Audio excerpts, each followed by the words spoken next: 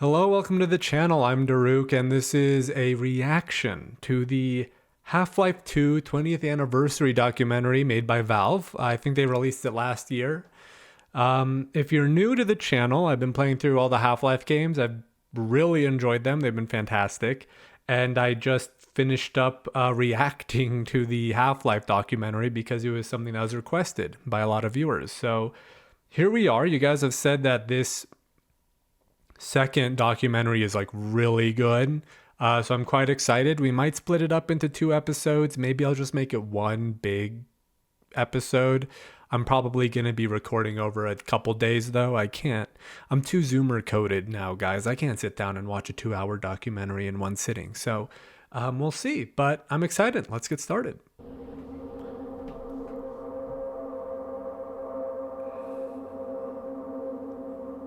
I always had been doing since my childhood a bit of urban exploration, so I love to break through a window of an abandoned factory or building. Oh, is this Victor station. Antonov? So that's one of my hobbies used to be. What's on the roofs? R.I.P. You know, what's in an abandoned building cellar and in a factory. We did a lot of work on this. Yeah, this is the train station, right, that you enter in initially in Half-Life 2? At the time when I did my first photo shoot of the Austerlitz station, it was under construction. But then there was no security guards, no fences. Even you can just walk and see the broken textures and layers of paint and brick and history. Yeah. It was just so cool that I can get this information before it got overbuilt with a new neighborhood. I went to check it out last night, and it happens to be completely destroyed and under construction again. And it just goes back luckily, Victor Antonov. To the exact same state where I shot it 25 years ago, actually. He's like absolutely brilliant, not just because of what he's done in Half-Life 2, but also Dishonored. Like, I think the Dishonored series has phenomenal visuals. Okay, let's go, guys. I'm getting excited.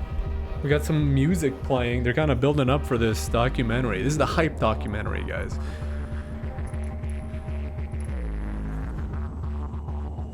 And now I'm just getting pumped up for a little action sequence in Half-Life 2.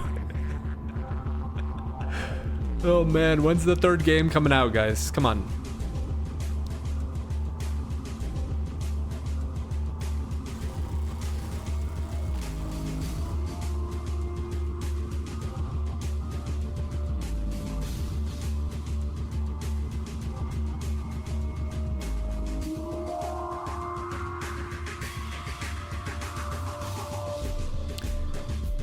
Most of the original team, okay. I'd imagine more complex than that of the first game, not surprised. Interesting. Never been told until now. Well, let's see. The G-Meister?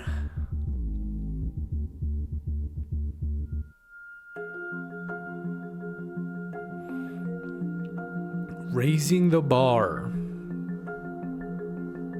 So one of the big challenges with Half-Life was just establishing the company and sort of determining whether or not we could actually make video games at all. Like, my background was operating systems and spreadsheets. Mike Harrington, who was the co-founder, had a similar background. He had a little more game experience than I did. That with Half-Life, you know, we were pretty sure we were going to fail. And then Half-Life was successful. It was like a lot more successful than we had any reason to expect.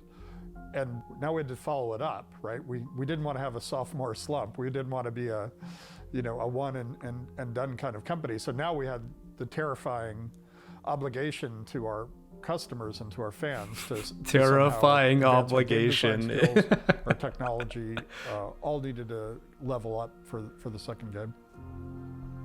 I think a bunch of us were really shocked by the success of Half-Life 1. We were this young, unproven company. I don't think any of us really knew what to expect when we finished the game. I remember when we started working on Half-Life 2, we had already set the bar pretty high for ourselves. So during Half-Life 2, what we were really trying to do is take advantage of the visibility that Half-Life had created for us in the industry to continue to hire the best people that we could find in the world. It just got easier.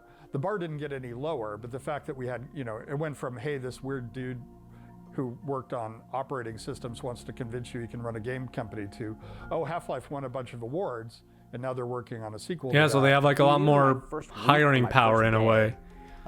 Was actually the going away party for Mike Harrington, the co-founder. Yeah, I came to Valve when it was just tiny. We had, I think, or maybe 10 or so people. Dave and I grew up together in Louisiana, so he and I had always talked about maybe starting a game company at some point. And during Half-Life, that kind of changed to maybe instead of that, the dream could be you come and work here at this one, with me. Yeah, and I interviewed the day that Half-Life went gold, and I took the team photo of that's nice. Old photo of us. Oh, look at that. Head crab and everything. Yeah, I was freaking out. Yeah.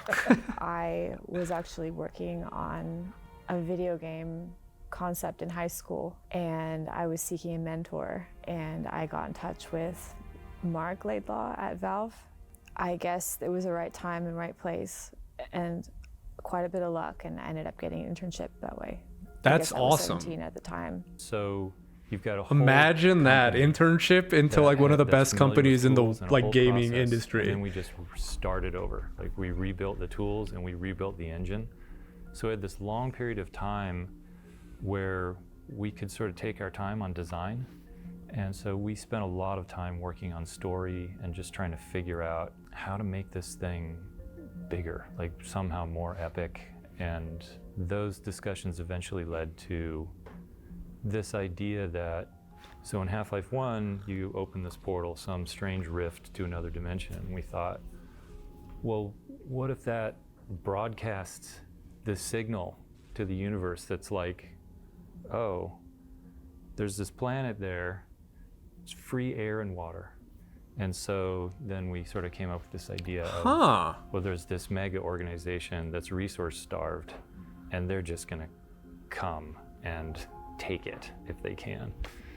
How many years passed between? 6? Yeah. So I would say the first 2 years. That's very interesting. I want to talk about that. Things. And a lot of those stories arcs that we had initially. Wait, hold on. I want to read this, but okay, interesting is that, because the Nihilith said, right, he had some voice lines where he was saying stuff like, we are their slaves, etc., etc., etc. But then it seems that maybe it wasn't intentional, maybe it was. I don't know. Like maybe this was Laidlaw kind of just saying, okay, potentially here's like a little link to something else in the future if we make a second game, if this is successful. But the way they were talking about it just previously was that the idea of the Combine actually came up just as like maybe this is just after the Resonance Cascade. And so I'm curious what the intent of the Nihilith lines were. If that was a precursor to this idea, if Laidlaw had maybe something else kind of like in his mind about what was going on with the Nihilith, and then they presented this idea of like the Combine to him. That's really interesting. Kind of not what I was expecting. I thought Laidlaw would have been like, yeah, actually the Nihilith is a slave of this interdimensional empire, but it might have been more so they came to Laidlaw and said, hey, we should have, like, they had these team discussions, and like Laidlaw said, okay, or they said, let's make the Combine. So interesting. Phosphines flare across his eyelids, hiss of decompression, and then a sudden chill. Chill, at least it is a sensation. He has felt nothing for how long has he been sleeping? Even in sleep, one imagines sensations, sights, sounds, and tastes. But for Gordon Freeman, for so long, there has been nothing. Not even sleep. Something deeper, darker, something so numbing that this brush of ice-like vapor feels like the warmth of dawn. Brighter now, something moving out there, someone. More sensations joining in the mix, pain flooding back into his limbs. He would rub his hands, rub the feeling back into them, but he cannot be sure of their location. It's not completely reassuring to know he has a body into which this pain can creep. Less reassuring is the voice that crawls inside him, stealthy as the hiss of icy steam. Rise and shine, Gordon Freeman. I do believe I've kept you waiting long enough. Don't cast me as G-Man, guys. Terrible voice actor there. That voice, and somewhere a blurred shape emerging from the darkness, a withered face, narrow eyes, a visage that seems simultaneously paralyzed and possessed by erratic tics that hint at extreme senility or neural damage. Wow, that's an interesting line. It floats in the vapor, blurred at the edges, seeming insubstantial. He has heard that voice somewhere before, somewhen. 10 years, Mr. Freeman. It won't seem that way to you, of course, but 10 years is a long time. Long enough for humanity to swallow its pride and begin to accept its common fate. Long enough for your fellow man to develop calluses against the master's collar. Long enough for the first scars of whiplash to begin to heal. Long enough to forget how things used to be. There was a ticking sound now, a low drumming clatter. The voice was beginning to fade, the face receding, sensation solidified into substance. But you won't have forgotten, Mr. Freeman. You still remember how the air used to taste. You remember how freedom felt. You remember the sky. And it was gone, a hard surface beneath him. The clattering sound sprang loud in his ears, and he knew it as the sound of a train jamming over tracks. Hey, buddy. Okay, I'm gonna stop reading, but this is interesting. So 10 years, right? It was, I think, 15 or 20 years, I believe, in Half-Life 2. I've already forgotten, sorry. Very well. Wow, I'm loving it. It's great. One of those stories arcs that we had initially didn't have really any carryover from Black Mesa or any of that. There was originally going to be three different alien races, like the bugs or religious ones, and the antlions actually came out of that bug race that was supposed to be a much bigger part of the game. It had 3 alien That's races, interesting. The warrior aliens, the insect aliens, and the spy aliens. The spy aliens. And it had like a Prague-like city, which ended up being the closest thing to City 17. In a lot of ways, it reminds me of writing music. You know, everyone was sort of riffing ideas on, well, what if we did this or tried that? I remember we were really ambitious at the beginning. I remember we designed, 4 cities? Wow. At one point, Prague, Jerusalem, Chicago, Los Angeles. That's so cool. An Arctic base, an underwater base. They an icebreaker really, ship, Jesus. an airplane. They were really ambitious. Crashed into a high rise, which we cut right after Yeah. 9/11. We had several Wow. combine bases in the wasteland. We had the air exchange, which is where they were taking, the atmosphere from Earth. We had a train depot and so on. So we really obviously had to scale back. That's what we were trying to do. But, that's okay to go a little bit nuts at the beginning. I want to see all of that. I saw it almost as like sophomore anxiety, maybe. Oh wow, we have to surpass Half-Life, and Half-Life was important, and so it was like this unbounded ambition. And we kept asking ourselves, and Gabe kept asking, well, how is this Half-Life? Where, when you have a silent first-person narrator, you could tell people this is Gordon and throw that character into literally any environment and say, yeah, this is Half-Life. But unless the environment is telling you that that's the case, it's very arbitrary. So we wrestled with that a long time. Interesting. Slowly, Makes sense. The sort of grab bag of characters we had, we started to feel like there was connections between them. And then at some point we realized, we could make this out of the science team, the survivors from Black Mesa. And suddenly for me, it was the idea of it's a science team. That suddenly, you could put those guys anywhere, and because they have like a familial interconnectedness and they recognize Gordon, that will make you feel like it's a continuation of this story. Like, obviously Alex was totally new to that universe, but she had a father who had been at Black Mesa, and he and the other scientists were friends, and they had extended their relationship into this new world that you were in. That was kind of the click, was the science team, and that was a while until we got there. You know, much like the first one, where all the contributors were really collectively deciding on the direction, is we were really making a push to grow the team and hire new artists. You know, Zabi Ng was an influential early contributor.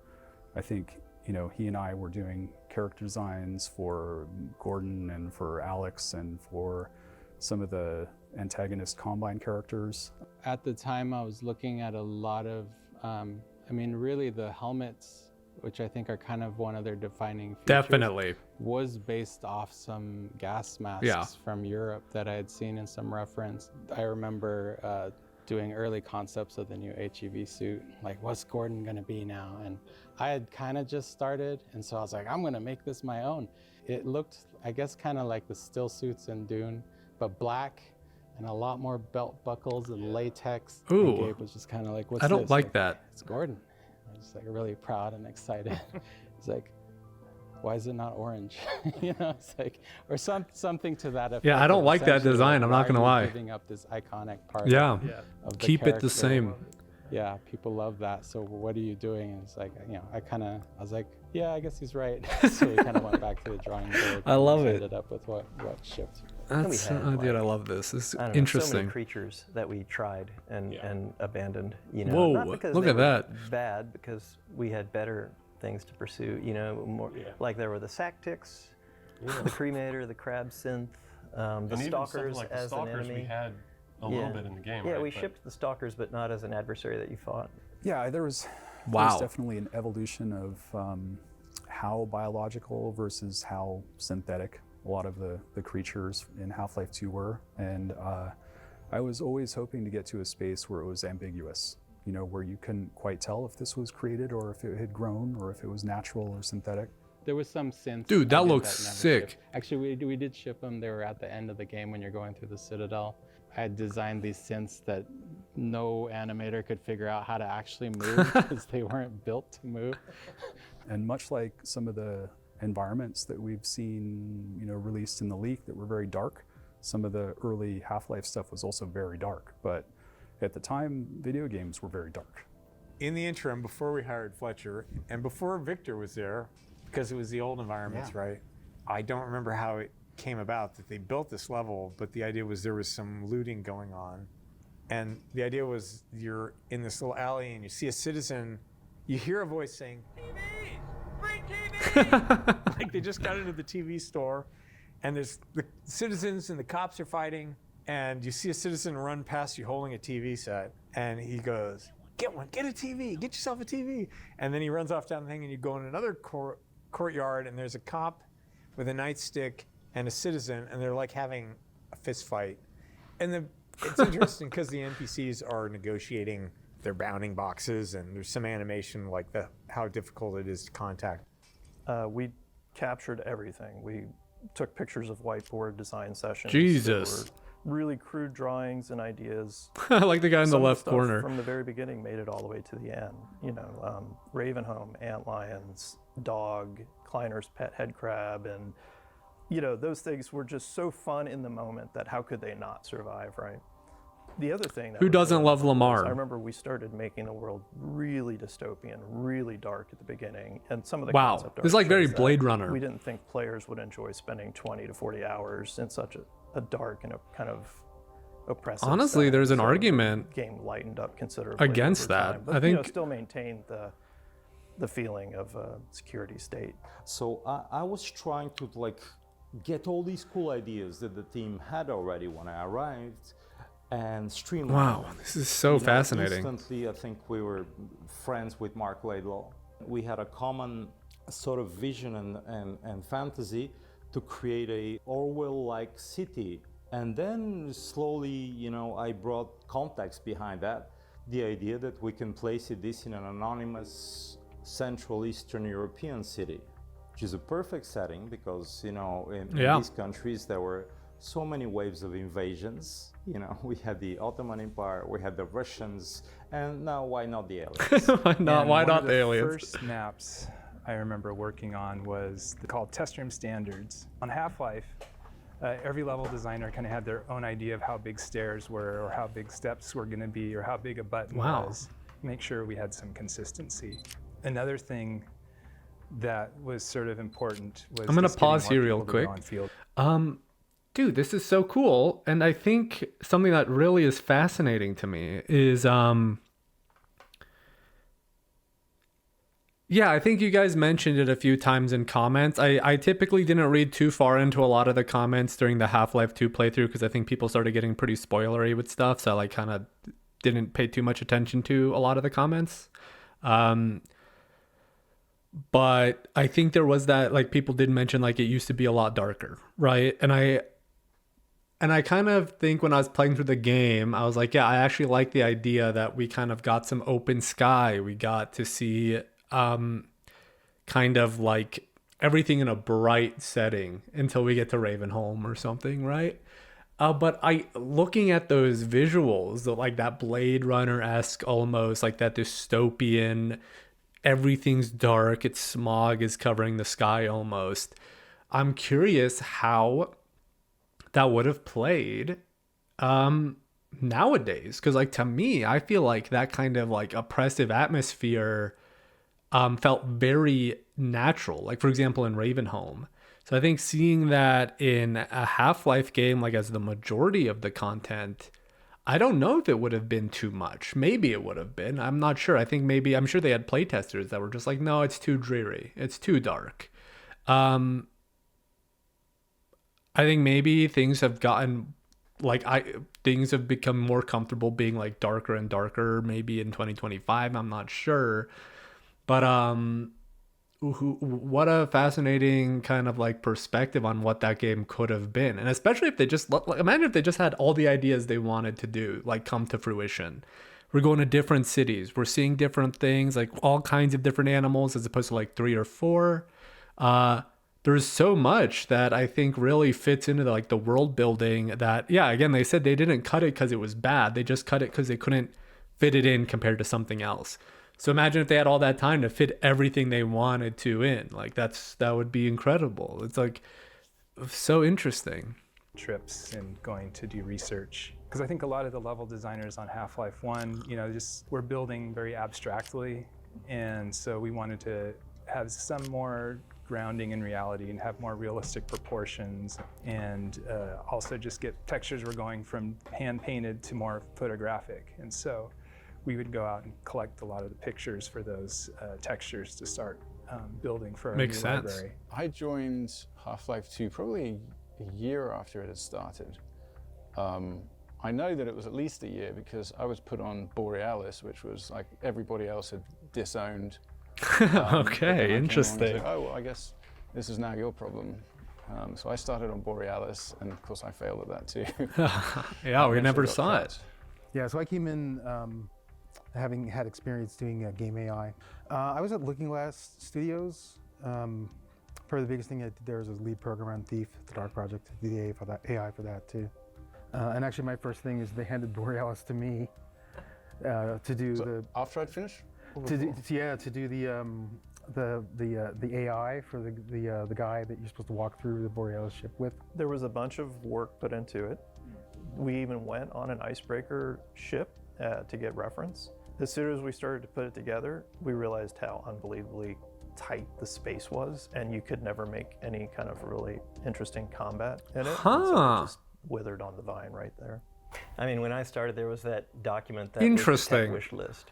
Yes. It was just this very bare bones bullet list of tech features, and I mean, I think it was. I'm going to say right now, I think that I disagree with that completely, and I think that might be maybe the Half-Life combat system didn't quite fit into a kind of like a transport ship, but one of the, frankly, like, again, I'm a Call of Duty kid, okay? I like Call of Duty, and I like Call of Duty 4 a lot, and Modern Warfare 2 a lot. Not so much the others.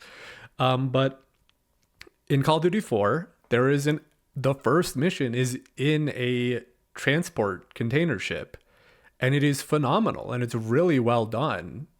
And there's even like a multiplayer map where, again, it feels great to do combat on. And there's been other games where I fought on a ship. I think even Resident Evil did it.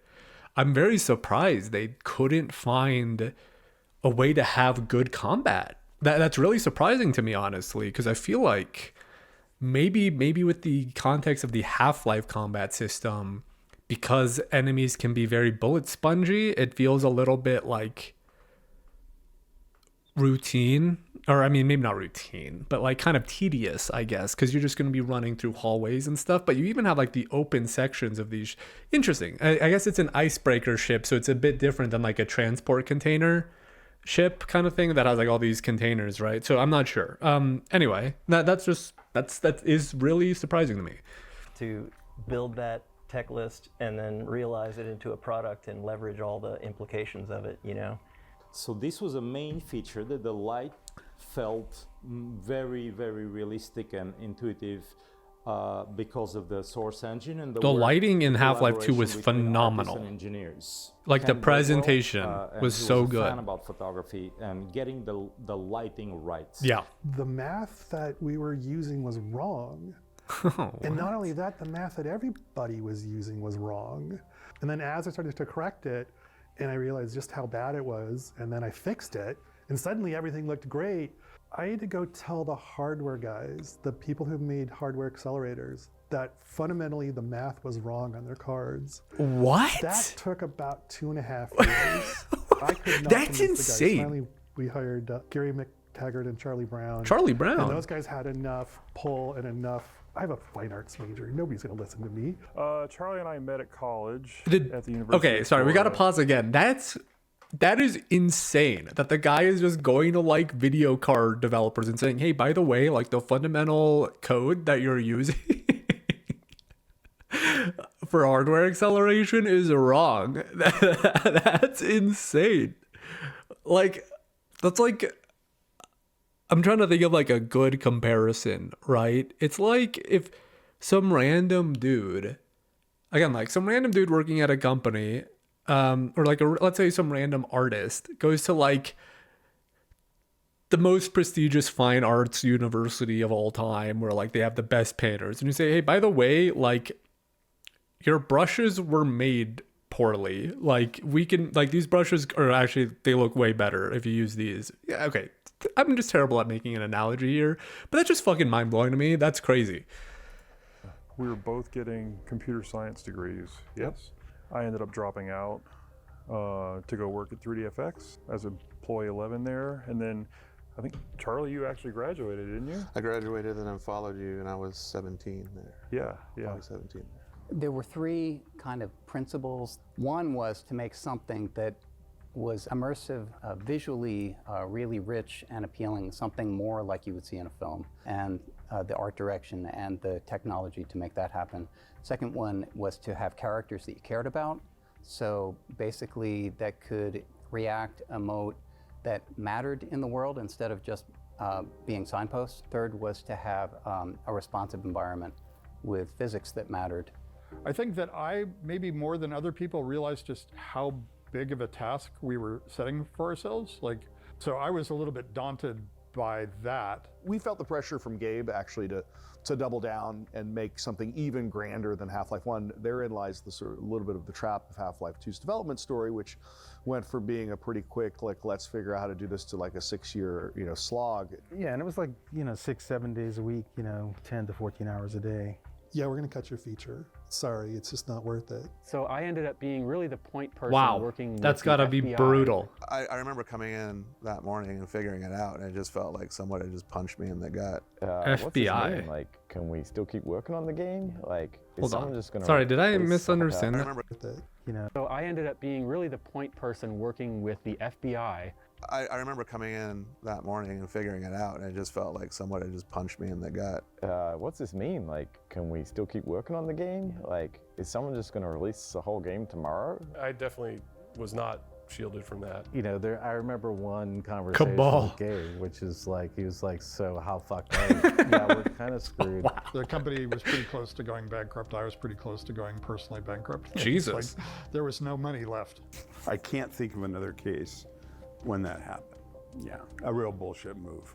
Are we allowed to cry in this documentary? That's what I want to know. Okay, so this was just a bunch of audio snippets to lead up to the next part. I was like, what's going on? It's a bit confused. Wow, so it was pretty tenuous. Remember, we shipped Half-Life 1, and, you know, the world loved it, and we're just super happy. Like, yeah, we did this thing, and we had a big meeting, and Gabe looks at me and goes like, so all the animations are terrible. How are you going to make Half-Life 2 better? In Half-Life 1, we made what were at the time significant improvements, but still they were fairly robotic and mechanical. And okay, so even back then it was considered somewhat on the animation system and on somewhat the facial animation not system, great. and coming up with authoring tools that allowed you to do it. Well, end of the line.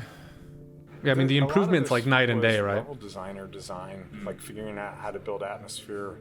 We knew that we wanted to start you off seeing the Citadel right away, and we wanted to introduce you to the city with this great voice acting from Robert Culp. Dr. Brain's voice actor, Robert Culp, was We knew great. that from Half-Life And his 1, writing, just in general. The way that players would respond to having any character talk to them was like way beyond the reaction that we expected. Like when we figured this out in playtesting, like if Barney would follow you around and shoot things, you just love this guy, and you love the scientist, and you love these characters. So we knew we wanted to just bring that like way up to the next, like levels beyond what we could imagine. And the theory was if we could make a character who could act realistically, that would help the player make an emotional connection to the other characters in the game. And at the time we decided we were going to do that, not only did none of the technology work, but I would go talk to industry professionals and they would tell me not to bother because you couldn't do it. Luckily found a research work done in the 70s by Dr. Paul Ekman. And he had just broken down how the face works and how humans make expressions. And he had this incredibly wonderful formal clinical description of what a face does and the sorts of things that normal people do with their face. I tried this experiment with putting a grid on Scott Lynch's face and shooting him from the front and the side so that we could get points from this grid in 3 space for the geometry, and we got shots of his texture, and we found a good way to model a reasonable head. And that's Barney, yeah, okay. Yeah, it's and definitely then Barney. Project the texture onto it, and then abstract it or stylize it enough so that it didn't look totally photographic, but it looked like a kind of a real person. Occasionally, when somebody hears the history, it will, generate a light bulb. But no, I don't get accosted. No one's asking you for beers or anything? No, or buying me beers. Oh, you a beer We after added this one. Ken's eye tech to that, which was amazing because he really Or whatever the quote modeled was, I and forgot. went deep into the research of how eyes work. Eyeballs was about 9 months. Just on eyeballs. And I mean, and, so like, insane. you have to do each step. You have to get the Yeah. shape of the eye right. You have to get how the eyelid gets pushed by the cornea and the ball of the eye. So as your eyes move around, all your lower lid, That's upper lid, insane. all of those get shifted slightly, and it's all automatic. It was wonderful. The day I got it working, the characters went from looking like interesting dolls to Alex just looked at me. Oh my God, this is working. They would ask for surprising things at times. That's incredible, They man. wanted really fine control over looking at named objects in the 3D world, no matter what direction the actor is facing. So you had to figure out things about, maybe the upper body needs to turn and the head needs to turn and the eyes need to turn. I mentioned that in one of the Coming back episodes. from Starbucks to get morning coffee, and we saw this face, and it's like, that's him. That's the scientist, and he was an accountant in the firm below ours in Kirkland. Yeah, nothing kind of blows your mind when you've been working all day on this character in your game, and all of a sudden you get on the elevator and you're like, holy crap, it's him. I once ran into him at the airport So we cast people that were real change vendors in front of supermarkets. We cast waiters in restaurants. When I was in junior high school, I took karate classes, and that was my old karate instructor. Randy Lundeen said, hey, there is a guy holding a sign for work at this exit on 520 every day who has this great face, and he took a picture of his face, and he stopped and asked if he could. And so it's like, oh, this is great. Wow. I think this guy's Eli. You know, we brought him in and, you know, paid him a couple $100, which is what we were paying people back then. And so that's where he came from. Erdine Grcic was a Bosnian friend from I knew from school. He was like, we want the East European contingent and stuff too, so it was pretty interesting. We wanted anybody to feel a part of the world when they're playing it as a player, and so, you know, we found people from pretty much every skin color, different ages, male and female, equal numbers of males and females. Sadly for them, they all had to share the same person. Sadly for us, too. We dropped a crate of rockets coming across the plaza.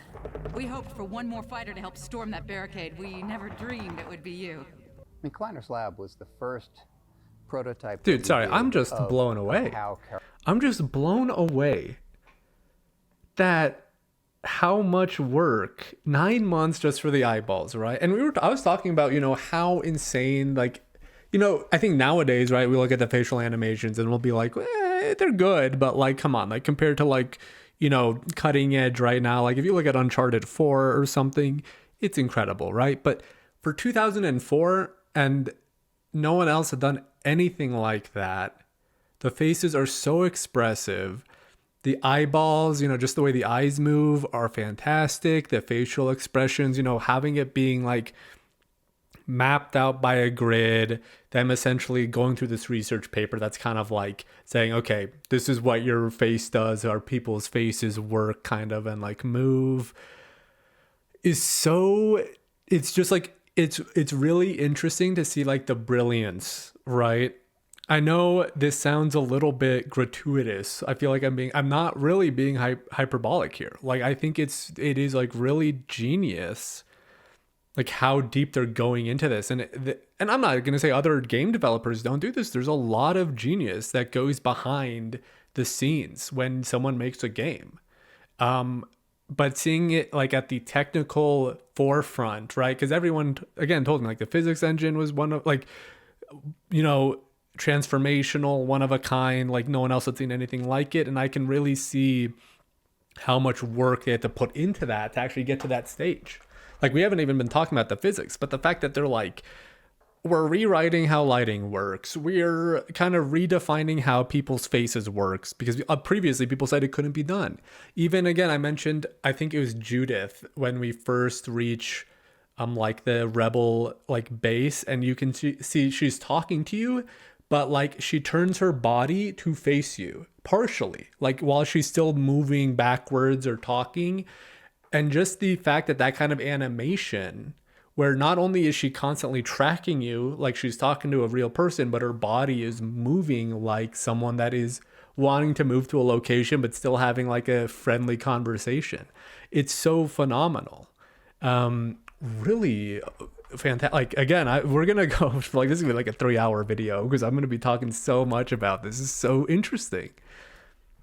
Characters could work together in a scene. Yeah, it was like a proof of concept. Yeah. We kind of had to make that work, you know, and put everything we could into it at the time to test all the technology and then know from there what can we do, what else can we do with this. Turning it into a performance that would be engaging rather than just audio, radio play kind of thing.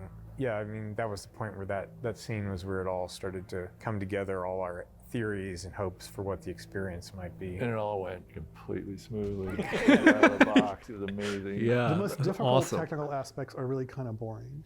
They're okay, the character is running through AI and now they need to jump in and do, you know, hug another character. Now they need to pick up something from the desk, and that thing on the desk can move, and where the character is can move, and where the player is can move, and everything about this whole scene can move dynamically. And to get to that stage where it just looks right is this huge technical I imagine. It's got to be so insane. Once it's done, it's just amazing.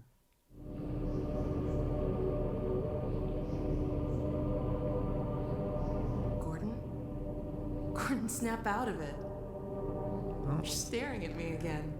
Okay. Warming up nicely. Are you sure you don't want me to swap out the polarizer? I remember when we got Fletcher on. Find a woman that looks at you the way Alex looks at Freeman.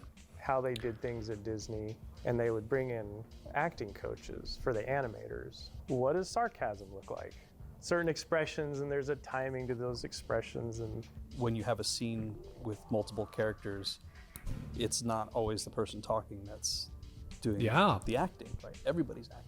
You know, even though you may be looking at Kleiner because he's the one talking, every character in that scene around you, behind you, they're all doing stuff because not everybody's going to be looking at the same place.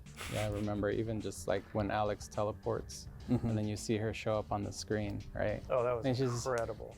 Heads over, gives him a quick kiss, and like it tells you so much about the relationship without having to say, "Hi, Dad, I love you," and all this extra like heavy handed stuff. So.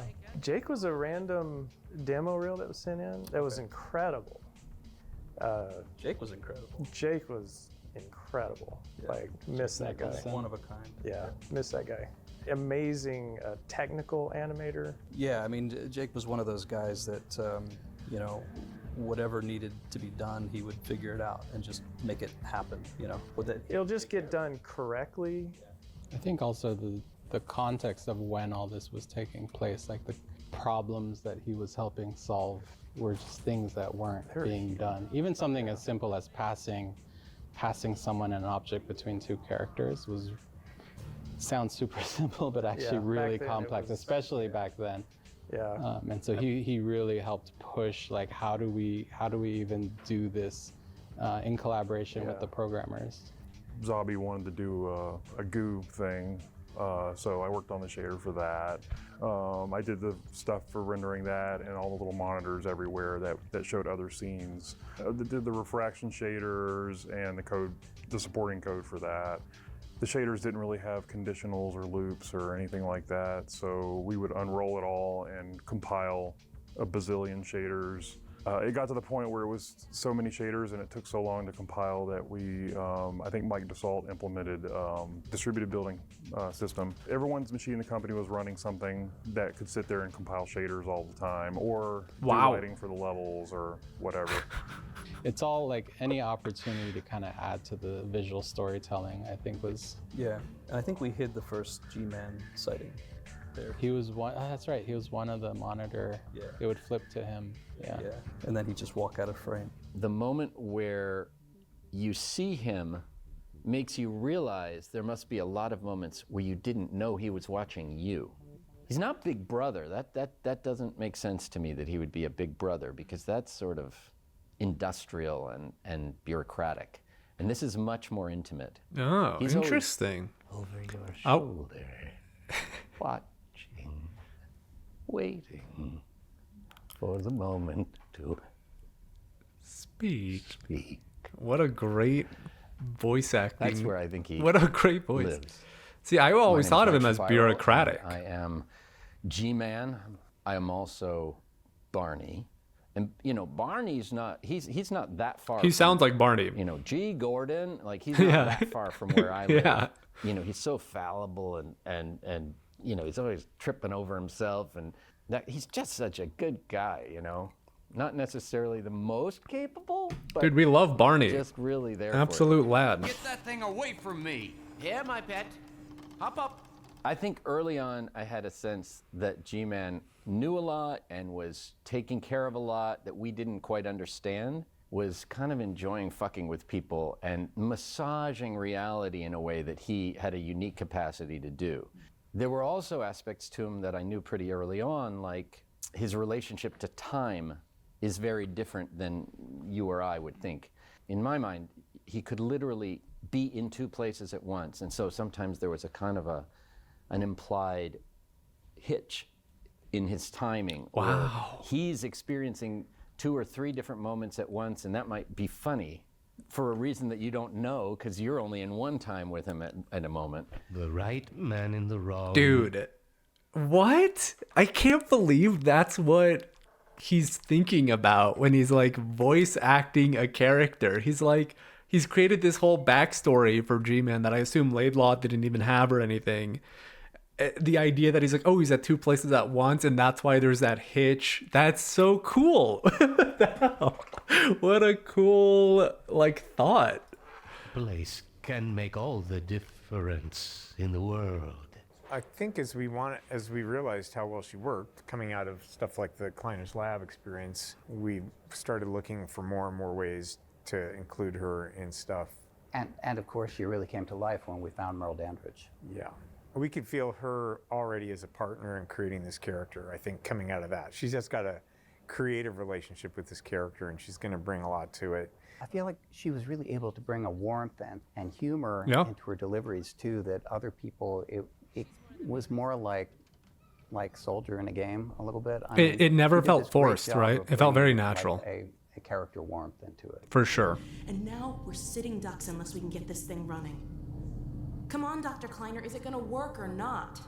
No, there's nothing to be nervous about. Let's see. The massless field flux should self-limit, and I've clamped them up. My name is Harry Robbins. I'm known as Hal Robbins. I have a stage name of Dr. Hal. My only doctorate is in theology from the Church of the Subgenius, which I'm involved in. Well, I think perhaps Mark was familiar with the things I do on the radio, and he thought my voice would be good for He's it. got a great voice as I have well. a monthly Ask Dr. Hal show on Twitch and Zoom, and I'm also on a couple of radio shows. Well, I'm a graphic artist. I've worked for DC Comics for their Paradox Press line. Well, I have some patrons who I do painting for. I've painted many things. Very for them. eccentric, I eclectic played man. Dr. Isaac Kleiner after I did the voice of a number of different scientists. I awesome. try to pronounce all the words. I make sure to aspirate to consonants. For example, I don't say didn't the way most people do, even newscasters today. I always make sure to say didn't. Perhaps it sounds archaic that way. Mark wrote archaic expressions into my dialogue, and I would say things like "oh fi" and so It's forth. great. No, not up there! No! Careful, Lamar. Those are quite fragile! Oh, fie. It'll be another week before I can coax her out of there. Yeah, longer if we're lucky. Barney, you're not an animal person. It was always How great to see all- always well treated. They were always How great to just see all of the ways the voice actors just explain their characters, and then just hearing it in that 5-second time frame and kind of thinking about, again, the character warmth with Alex, the kind of like, again, Shapiro's just like kind of just slightly changing his voice to be Barney, like your bro. And then, man, I forgot his name. I'm sorry. And then him doing, oh, fi. And again, it's like, who's paying attention that much to it, right? Like, it just feels natural, but there's so much thought put behind it. patient. Even if I mispronounced something which was obvious, they would correct me and I would pay attention. And I always try to be as close as possible to a one-take wonder so they don't have to do it again. But that enabled them to do it many times. And so they had a lot of things which arose from that. And some of these are the things I'm asked to say by fans, which are inexplicable to people who don't know the game. Like, you want this guy to say, "Have you seen my coffee cup?" And why do we all have to wear these ridiculous ties? Hal. Okay, guys, I'm gonna take a break. This is gonna be a long video. I think I'm gonna try to keep it in 1, maybe 2 episodes. This is really good, really interesting. Man, I'm curious if Alex's voice actress passed away. Let me actually just check that, because I'm surprised we didn't hear from her.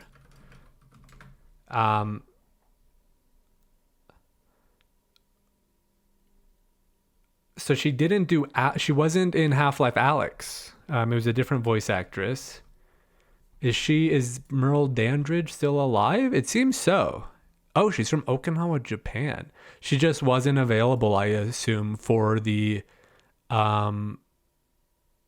Oh, she was in Jesus Christ Superstar and Spam-A-Lot. I did not know that. That's cool. I like Broadway musicals. And she was Marlene in Last of Us. What the hell? I don't really know. I played some of the first half Last of Us, but okay, I guess they just couldn't. Oh my God! Okay, never mind. That's crazy. I've definitely recognized her face. So she's been in quite a few things actually, but she just didn't do the voice actress for. I wonder why. I'm curious why she wasn't doing the documentary either. Anyway, I'm probably gonna watch more of this tomorrow, so I'll be right back. All right, we're so back. Let's keep going. We're on chapter 3. Oh no, this is gonna be for.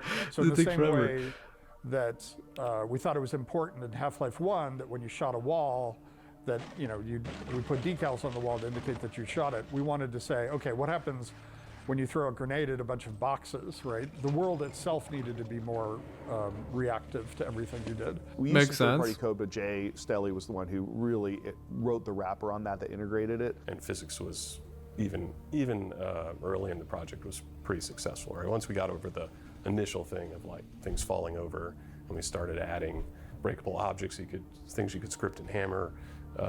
We added vehicles, sound cues from all the objects, and the AIs, you could drop things on them and crush them, things like that.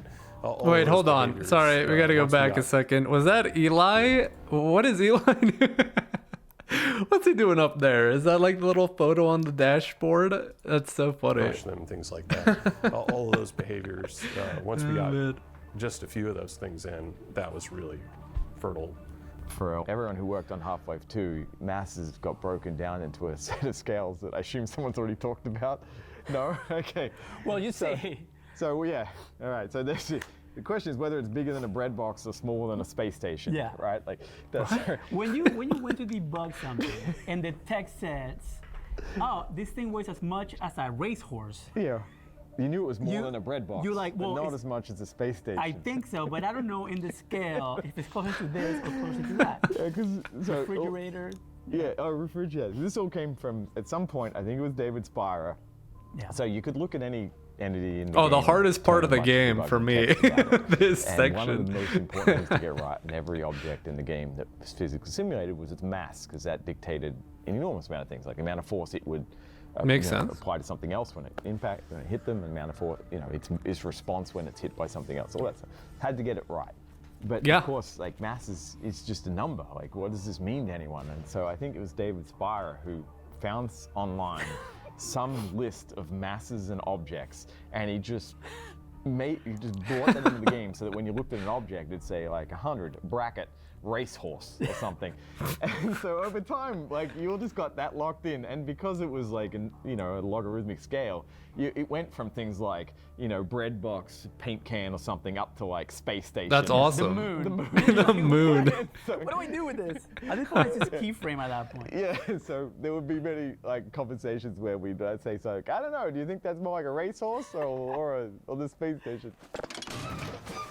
The very first physics puzzle that we put in the game, from a development calendar standpoint, was the washing machine puzzle, where you push the washing machine into the hopper and raise the ramp for the airboat to jump over. We developed that because we felt like we had this section of relentless pressure with the attack helicopter. Watching players play test, we felt like they needed relief from it. You see the very first training of it in the wow, so they wanted to like break up the combat, the intense combat with like a little puzzle. Which was added to the game later, and it's sort of training of like, hey, you can interact with levers and balance and create paths for yourself. And then later the buoyancy puzzle, we added that one after the washing machine puzzle, and it was just kind of like, oh, you can connect masses with invisible pulley systems and then build little machines that way. I guess at first, right, the gravity gun was kind of this, we weren't even sure we were going to ship it in the game. It was like a development tool. What? And so it was like imagine if they didn't have the gravity gun. Pull them toward you or reposition them, drop them, grab them from another point. But then we talked about simplifying it and just making it to where it was just pushing on things and pulling on things, and where could we go with that? And the first draft of Ravenholm wasn't really about physics so deeply, right? We ended up reorganizing the game to put Ravenholm after you get the gravity gun. Originally it was before. You would park the airboat at the dock of Ravenholm and then get out and go explore Ravenholm. Dude, Ravenholm was so good, right? What a banger chapter. Area, since in a lot of ways Half-Life Horror was a horror area. game, and the horror was kind of leaching out of Half-Life 2. Acme so we Factory. At least wanted one environment that was just scary. More like. And then we had a design meeting where Doug Woods said, preacher with a shotgun, and I was like, oh, yes. The important thing That's to know funny. is we didn't sit down and design Ravenholm as the tutorial for all those things. It kind of kept getting things over time. And then after we got more physics working, we had this idea that there would be traps for the zombies in there that were physics. And there were a bunch of them, and they didn't all make it into the final game. And then some of them did work though, and we had to build a system for cutting the zombies in half once we added the propeller traps, and we had to make them the right height so you could crawl under them or the zombies could crawl under them. And then someone had the idea, well, what if the top half can keep going and it can get you under there? We tried that and that was great. Someone had the idea of saw blade, and Ravenholm best already part. existed. And we ended up based on this behavior happening in another level, built the saw blade and went and put it back in Ravenholm. Ravenholm was probably some of the most fun I had working on Half-Life 2. The whole idea behind Ravenholm, and that we were going to starve you of ammo, sort of forced them in a position where they have to rely on physics and the context of the objects around them. It's like, oh, wouldn't it be awesome if the zombie it's going to take him 30 more seconds to get to me, but he's got a barrel right there. What if he could swat that at me? So that was definitely something that was just we have physics now. This would be a cool thing to do with it, and it'd be a thing that would make sense and a thing that would be scary and fun. Totally. One of the things that John was extremely strong at was little touches, I think we called them puzzlets. We did call them puzzlets. They weren't puzzles, they were puzzlets. Yeah, it's these these little 5 and 60 seconds to makes resolve. sense. And at the end, you either get something or you feel a certain way, and it was really a big part of making sure that minute-to-minute gameplay, as we called it, was interesting. Yeah, he was good at that. Back to that idea of constantly having something engage the player. All the elements in the game and have a grid of rows and columns of all those elements, and make sure that there's a meaningful thing at each intersection of those cells, so that everything has a meaningful interaction with everything else. And where we saw empty cells, we would actually design a thing. Yeah, is there something we could do there? Yeah, barnacles plus grenades or whatever. Okay, we need to make sure that they'll eat the grenade and then blow up. The reason we build these scripting level design tools, it's just, it makes it accessible for all the people on the team, if you can't write code, to put something together, try out an idea, see what we can do with this. And the entity system's no different, right?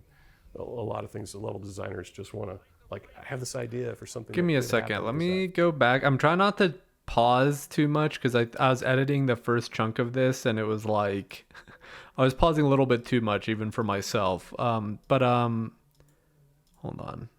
I just want to read or hear what they said again. Would make sense, and I think was little tablets. Where you feel called it was interesting. Yeah, he was good at that.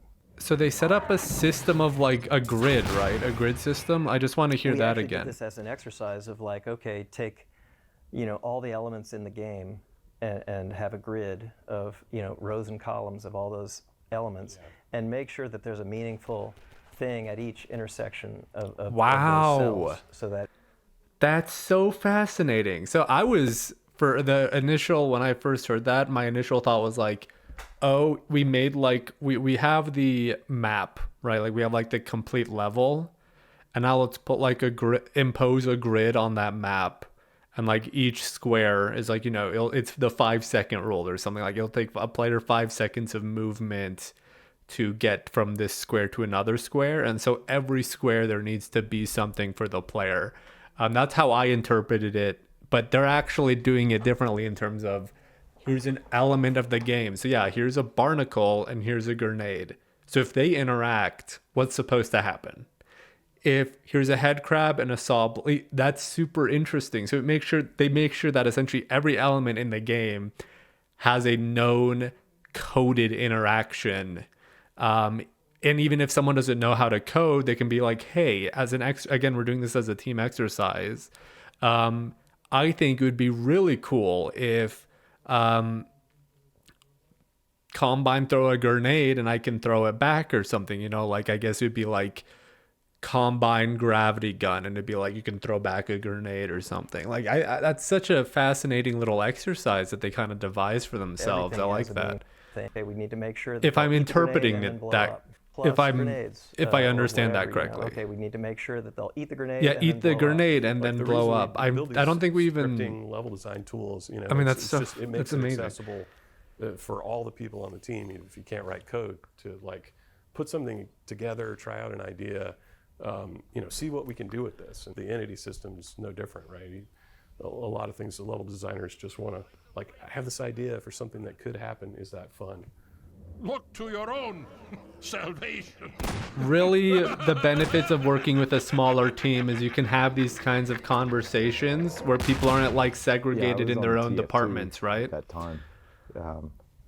And so someone can just throw out a random idea and they'd be like, wow, that's kick-ass, let's use it. I told you this and got the dates actually right. But at some point, we all jumped from TF2 over to Half-Life 2. I feel like that marks the sort of, in some ways, in retrospect, like the end of like pre-production, really. Yeah, the all hands on deck for Half-Life 2. Like, yeah. Let's build this thing and ship it. Sick, dude. What a cool... Dude, could you imagine this game without the gravity gun? Like, imagine them not having it. Actually, the first thing I got told to work on was a jet ski. And I spent 3 weeks trying to figure out a jet ski in first person. I was like, okay, none of this is working. I don't see how do you do this without making people sick? So I remember one weekend out of frustration, I just made the airboat. I don't know, maybe it's the Florida bit in me. So Charlie Brown had worked on the airboat, and then we picked it up, a different group. We started working on the canals, and we had this idea of it was going to be kind of like They changed the helicopters a lot. Where, you know, you're doing like skateboarding type moves. I think it was Kelly Bailey who basically said, you know, I'm playing the canals and I'm trying to do these tricks and I'm failing, and then I'm getting shot. And he's like, I want to be like Smokey and the Bandit. I just want to be smashing my way out. We did this whole other pass of the canals where we dialed down the consequences for failing the tricks, and we dialed up the feeling of, yeah, you know, you definitely could tell. Some players absolutely refused to really stay in their airboats. They wanted to get out and look under every rock, behind every tree. For those players, we had to craft enough density through the lengths of the canals to keep them entertained and happy. And then there were people who just wanted to smash through everything and treat it like a racing sim. And so the game had to be fun and interesting for them, and sometimes that would clash. If you stop here, we're going to give you a reward, basically, either a narrative reward or like an actual like in-game like reward. The Lambda caches, the Lambda signs, we use them a lot more in the canals, and part of that is literally because we did it afterwards. Like, I mean, I'd worked on coast maps, and we didn't have that yet. You know, the canals are restrictive because we want you to drive this airboat through them, and we've got all these fun things to do. Like, you could jump over things, you could smash through things. The worst case scenario is you're trapped with people who have guns and they're shooting at you, and you don't necessarily have a way of shooting back.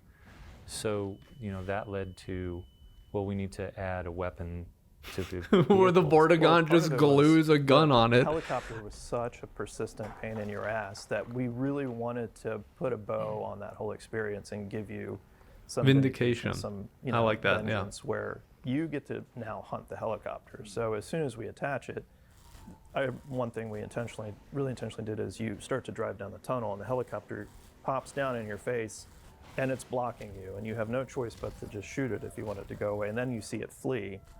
And so it's like, oh, okay, the players could connect the dots, right? Now it's my turn. So the next sequence is all about chasing the helicopter down to that final battle at the dam.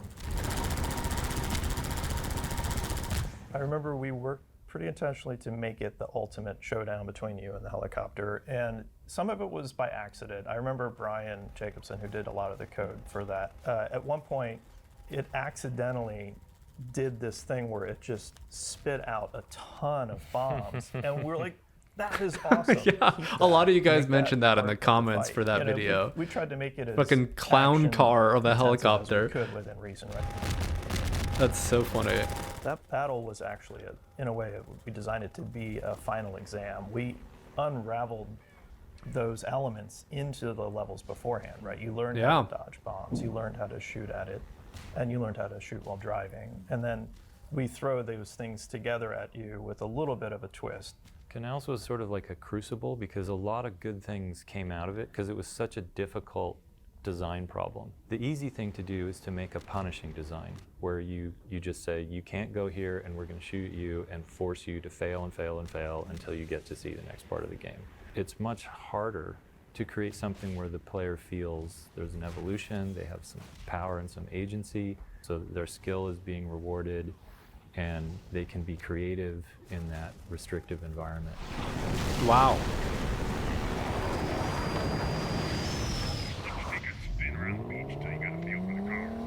Yeah, let me pause here real quick because I think this is a long chapter. Yeah, very interesting because again, I personally didn't love the canal chapter. Not that it was bad. I really have to reiterate any criticism I have of Half-Life 2 is like you have to understand I really enjoyed the game, but there's very few games that I think are perfect. But I thought it was just like a little bit too long for me. I thought the canal section just like kept going. But you can definitely get the idea of like, yeah, it's almost like you're going through a class. Here's how to do this, here's how to do this, here's how to do that. And now you have the final exam where everything is kind of culminated and you have to apply all those things you've learned. I think it's a pretty straightforward game design principle. But again, I think back then especially, like, it just that level of sophistication wasn't quite common, right? I'd assume. Again, my understanding of those games in 2004 was like Ratchet and Clank, I think. Like I played that a lot. So it's cool to hear about what, and you know, some of the more common issues that they also run into are like, hey, we have this like kind of wide open, almost sandbox kind of area with this canal level where some players are just wanting to stop and explore. So that's when we started integrating the Lambda caches. And it's also similar to, I'm going to say these are very minor spoilers to Half-Life Alyx. I'm not going to try to spoil like anything related to the story, just a gameplay element here. I'll just, you know, when I move my hands out, you'll assume that the spoilers are over if you really care. But the section with Alyx, like, you know, the resin, right, where they implemented that as like a reason for you to explore something. So essentially, like, they're using these things, which is a very common trope in games, right? Like, it's why, you know, a game like Elden Ring has like consumables and craftables, because a lot of people that want to explore the world will find it empty if there's not something to find, right? Like even an action RPG like Uncharted, right? There's collectible like little artifacts to find just because players want to feel rewarded to find something. And so in this case, they use the Lambda caches, which makes sense. So again, like they're also running into issues that every game developer, like, and why a lot of games run these kinds of like, oh, here's some random collectible stuff here, there, and there. So yeah, cool. Nice to hear about, I guess. I love the little tidbit about the helicopter.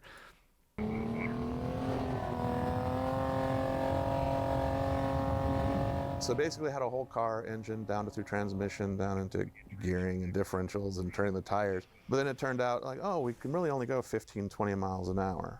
Otherwise, you would blast through the extents of the map in about 10 seconds, which wasn't going to do anybody any good.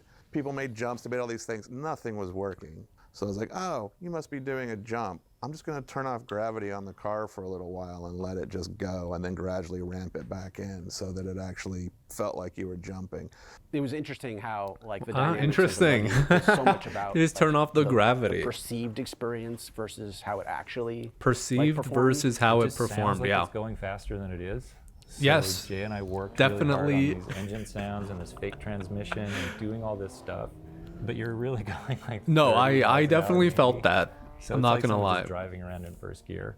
Got pulled into Coast, one, because I was interested in working on more game stuff, but two, it was the biggest, I guess, group of people utilizing the displacement tech, since it was more of a terrainy thing and outdoors. And we were trying to figure out how we wanted to use the displacements, meaning we knew we wanted the things to look more natural.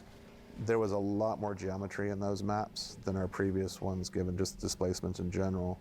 We were always struggling with performance and trying to figure out how to make things a little bit faster, easier, or where we could make things do what we wanted them to do, but not necessarily cost as much as they cost. It's much faster than walking speed. So you just signed up for building a huge amount of game. People can just stop and get out anywhere.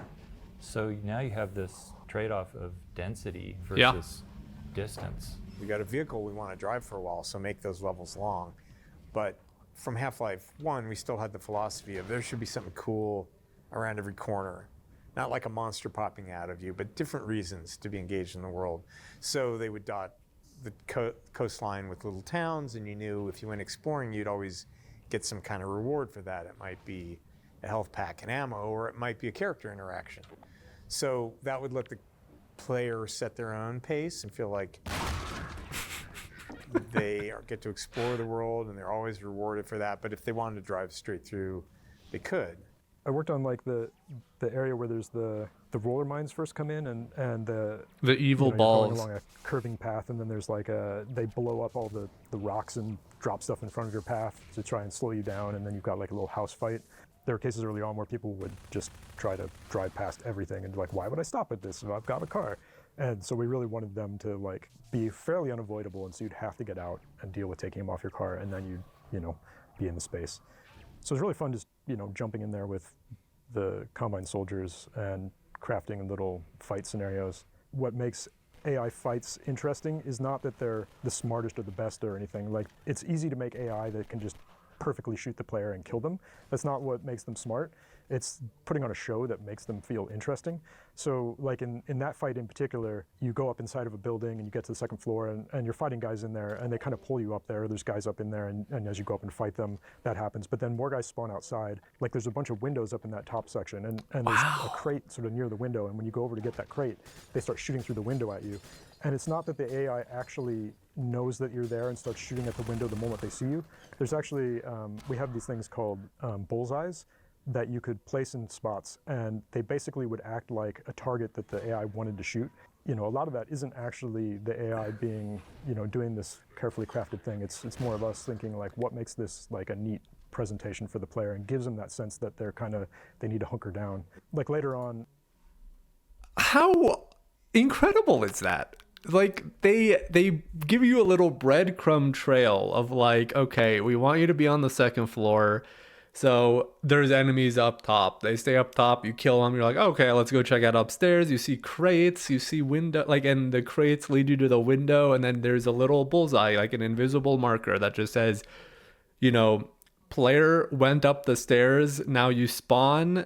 By the time they spawned and moved in, the player has checked out the window or something, and they start shooting the window. Like, that's crazy. That's so crazy. And it's not hard scripted per se, where it's like, they say do this to that, to that, to that, but like they add all these bullseyes probably all over any battle like section, so that it always looks like even if the AI isn't shooting you, the player, like they're shooting an area near the player, they're shooting through windows, like they're throwing grenades. That's really cool. Wow. Again, I don't really know much about game dev stuff, so like I don't know if this is like a normal thing or just like completely exceptional, but like that's so remarkable to hear about. In the same coastline, there's a sequence where you're fighting a gunship and you're in the lighthouse, and as you go up the lighthouse, it's like sort of predicting where you are and shooting through the windows right in front of you and giving you that same sort of show, and that's all like wow and things. Almost every game you play, you're developing a sense of mastery, and that actual sense of progress and mastery is the fun. Totally. Piecing it all together is like very core to what makes it fun. Hello, Dr. Freeman. The car's all ready for you. Hop in and I'll lower you down to the beach. We did the higher drivable crane first, I think, right? And Yes. then we went back and used it again, at the start. That's a perfect tutorial. Yeah. Like it's perfect training. This is how that thing works. Yeah. Don't forget, because it's about to happen later. Yeah. You have to do it. We did actually get very close to the base of a crane. Obviously you want to be in the crane, you want to be driving it, all these things. But yeah, we did get up very close to this crane again. I think it was asking somebody who was just wanting to take some pictures for a video game. Could you just let us in, try to act as nice and non-threatening as possible. We need the buggy to get into a state where it was flipped, so you could have to learn to recover it and all that sort of stuff. Like, oh, we're going to flip it over, and then you have to proceed, you have to use the gravity gun. We're just trying to wrap that in some sort of narrative instead of just spitting some text that tells you, if this happens, That was, the crane was a hard physics problem because, one of the worst case scenarios for physics is really, high mass objects moving around because they're going to apply an enormous amount of force to anything they touch. And we have a rigid body physics system. So in the real world, when giant, heavy mass touches something, usually it crushes them. We can't really crush anything. So already we're in a tricky place. The good news was we had a fixed space it could operate in, right? We could control how far you could extend the thing. And so as the level designers could look at it and be like, these are the only things that the crane will ever really be able to interact with. And so we could be pretty careful around, right, what are the things that that this magnet's going to touch, and let's make sure that at least the physics works pretty well for that. That's got to have been a pain in the ass.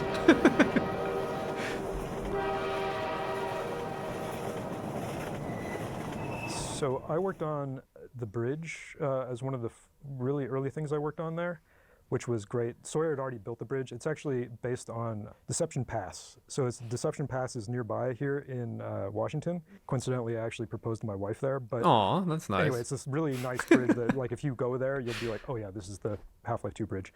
The fight against the gunship and everything wasn't really all put together. It was definitely had that. Dude, this section was so scary, sick. This fear of heights scenario of going under the bridge. But we hadn't fully fleshed it all out yet.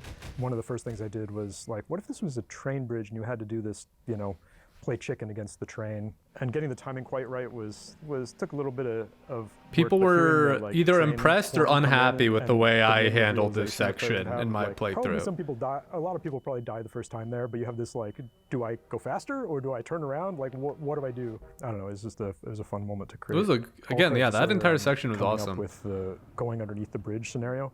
People to this day still are that freaked them the hell out. A lot of people it's sort of seared in their memory, which is just, it's what we want to do when we're creating levels. Yeah, memorable. Trying to capture the sense of height and playing with the ambient sounds to get the, just to capture the sense of being precarious and high above the ground was just a fun little design challenge. David came up with that, and we play tested it. And the first time we play tested, I think the person who was play testing, their knuckles were white. It was really tense. And of course, then someone had the brilliant idea of oh, they finally made it. They felt great. Now we're going to make them go back. Oh, yeah, the gunship. Yeah, that came in. Yeah, so that was always fun. Oh no! There's this thing we call edge friction. So when you're moving, you have a friction that just reduces your normal movement rate by an amount. But what we would do is whenever players would get close to edges, we would increase that friction a lot so that people wouldn't accidentally fall off things. It's just fun for the player, right? So there was definitely a bit of friction play involved there. You don't even feel it, really. I don't think I really ever noticed that. That's so fascinating. Hurry, get in the basement. We're expecting gunships at any moment. He became iconic for reasons I don't totally understand, except the performance. It's just because he's so British, bro. New Little Odessa or Little Old New Odessa. And then I got spam email from Odessa Cubbage or something like that. It was definitely a name that came out of an email spam. And I'm like, Cubbage, this name is amazing. So it went straight into the game. And then John Lowry came in and acted him with his fake British accent. Damn. Let me just send a warning to Lighthouse Point, and then I'll come right up and lend a hand. So Odessa Cubbage is right away. Of, training the rocket launcher.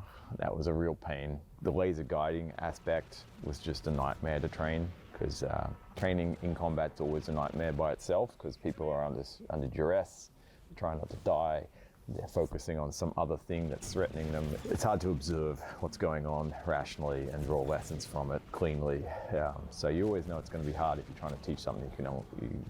Yeah, people were not happy because I didn't pick up the lesson. They step out and they fire a rocket. I did not learn the lesson about laser guiding it until later. The laser goes onto the fence in front of him. We all hear the rocket turn around and start coming back, and so you it's so funny. Here we go, 5, 4, louder, 3. And then the player looks out again at the gunship, and the rocket goes, looks around back at the gunship, and we're like, oh! And then he ducks back again, and we're like, oh my God! We hear the rocket getting louder and louder. And he peeks out again and whips off again. An integrated part that I think has really always been important, something that Gabe introduced in Half-Life 1, was the way that we playtest and then iterate really rapidly on the playtest results. So you have dozens and dozens of people come through one section of the game, and you sit there painfully, silently, taking notes while they struggle and get frustrated and totally misunderstand your brilliant design. Totally. And then you go and you fix that over and over and over again. If your title is game designer and your design sucks, then it can be threatening, right? Like maybe I'm bad at my job and I should get fired, right? And so a lot of the games industry never did any testing at all. With this playtesting process, that's what basically taught me design in a lot of ways. We would just, we'd come up with an idea for the helicopter, and then we'd be like, okay, let's put it in front of somebody and watch it happen. And then we'd very quickly start realizing that our mental model of like how people are reacting to this stuff is wildly different than what we expected. Wow, that's crazy that I guess playtesting is kind of like resource intensive, but that's like crazy that it's not really it wasn't very commonplace at that point maybe. Or maybe I missed it. I didn't understand what he said properly. But yeah, I mean, like, guys, if anybody has created something for a user, whether it be you like writing like a campaign or something for D&D, or like you being a programmer, or even like you making some kind of like, like creating something that other people have to engage with, you will quickly find out that like your vision for something, or even your group's vision of how something's going to play out, very rarely plays out the same way other people think it will. So definitely extremely challenging to do playtesting that can kind of take in as much as you can. Obviously, you can never account for everyone. Some people are insane. But not naming any names here, guys. Okay. Yeah, like, I mean, you've got to have like, again, yeah, playtesting up the wazoo, because like, yeah, especially with like a game like this where they want it to be as interactive as possible. Like, what happens if a player wants to do this and it doesn't happen, and then you're like, what the hell? This game sucks. No one's probably saying that, but yeah, I mean, it's good that like they made that as one of their like linchpin like developmental techniques, right? I joined the team in January 2000. I had met Gabe when he was starting Valve, and I was at Sierra Online. But pretty much the first thing was, Gabe was like, so when you're at Sierra, we did this deal with you for Half-Life and Half-Life 2. You need to go fix that, because we don't like the deal that we did. The intellectual property for Half-Life was owned by Vivendi. The Team Fortress IP was owned by Vivendi. So it was get back our IP, get a better royalty rate, and then have the ability to experiment with online distribution. We knew we were going to grow the team, and then part of the deal was also that we were going to take on all of the funding responsibility for Half-Life 2, TF2, all those things. There was cash flow from Half-Life. We were figuring out how to do things here and there, like expansion packs. A large part of it was Gabe tapping into his assets. He was had Gabe done fairly well. Okay, at so he was like Microsoft. fairly Not wealthy, well, but things started to get a little thin.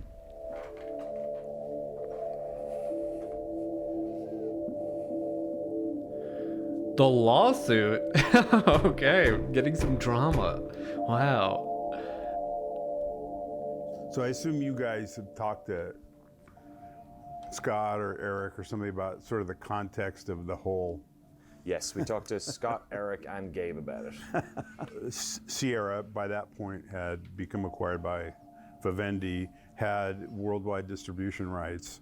but only for retail packaged product. Vivendi was licensing Counter-Strike to cyber cafes. We went to Vivendi and said, hey, this is not a big deal. Just agree that this is outside of your license. And, we've spent a little bit on attorney's fees, just cover, some tens of thousands, just cover us for that. And we'll move on and just keep going. And they wouldn't do it.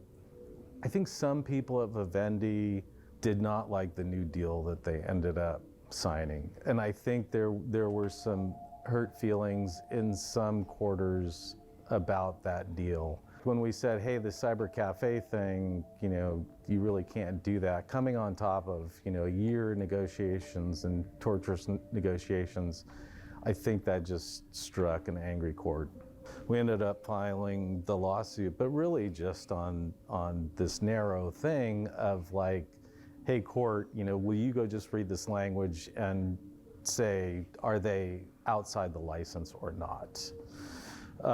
And Vivendi decided to go World War III.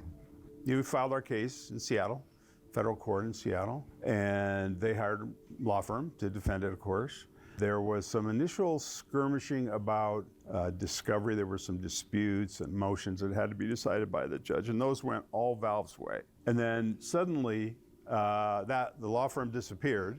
They hired a big scary law firm from San Francisco. They thought, okay, Valve's had some success in this case, and so we need to change their mindset from we think we're going to be successful to we're going to be destroyed. The next thing we knew, here comes this big stack of counterclaims, everything from canceling the 2001 agreement to obtaining ownership of all the Half-Life IP, to keeping us from doing Steam, to you name it, where they included Scott and Julie Lynch and Gabe and Lisa Newell, his wife at that time, personally, as defendants. And so it was kind of like, well, we're going to put Valve out of business, and then we're going to bankrupt the two of you. I think that was a lot of what they felt like was their path towards winning this vindictive fight. They decided that it would have more effect and be scarier if process servers showed up at everybody's house in the night and Jesus. So dickheads. Yeah, a real bullshit move. Yeah. It's not a legal strategy. It's basically trying to intimidate you. In other words, they're saying not only are we going to take all this money from the company, but we're going to take money from you personally as well. I can't think of another case when that happened. They were certainly a lot bigger than we were. Vivendi was a multinational conglomerate. As compared to us, their funding was infinite. It felt very David versus Goliath. Publishers at that time in the industry were used to being able to bully developers, right? And so this was really about an assertion of power as much as it was optimizing for a financial outcome. The tactics that they were using were trying to just run us out of money, right? So they knew how much money we were making because they were doing retail distribution of our games. And so they were just trying to crank up our legal costs as just another way of draining resources from the company. We were protected from that a lot internally, so we didn't have to think about it. They did a pretty good job of letting the team concentrate on what the team could do without worrying about the future of the company so much. I mean, that was my perspective. So yeah, I definitely was not treated for that. The lawsuit was something where it's like created all this uncertainty around whether the game's going to come out. Vivendi was definitely trying to use that as leverage. And so even if we finish the game, they're not going to let us release it. There came a point where Gabe had pretty much used up his liquid assets. And he was like, should I put the house on the market? And I was like, yeah, I think it's the time where you put the house on the market if we want to keep going. The company was pretty close to going bankrupt. I was pretty close to going personally bankrupt. We went all in. Well, it paid off. There was no money left. It paid off. How anxious was that for you personally? I don't know. There's certain things that I'm kind of a weird person in a number of dimensions. Like, I don't really think, oh, this is super scary. Like, I don't have an emotional response to it. I just say, well, this is what we're doing. This is how, and we'll see how it plays out. So I don't think it was. Yeah, I'm actually, and I think quite a few people kind of have that response, depending on the situation, of course. But like, I completely understand where he's coming from, where it's like, this is just like the reality of the situation. Like, he's not even really debating the what or what ifs. It's like, this is just how it's going to go down. And like, there's just like that kind of like confidence in your decision, regardless of the outcome. Yeah, like, cool to hear. Super stressful to me, right? I mean, it didn't really bother me. Like, I was diving in South Africa recently and a shark tried to bite me a couple of times. And the people around me were way more freaked out. Okay, well, that's a bit different. Okay, I can't relate. People were having like, oh, a shark, it's trying to bite somebody, you know. And I just think that's how I'm wired. I don't think it's anything that speaks to my character or anything. It's like, I just seem to not get particularly agitated around risk, which probably means I take on more risk than at times than most sane people would, which can be a positive, or you can wreck a bunch of other people's lives being in the neighborhood of your risk indifference. I wonder if that was related to anything.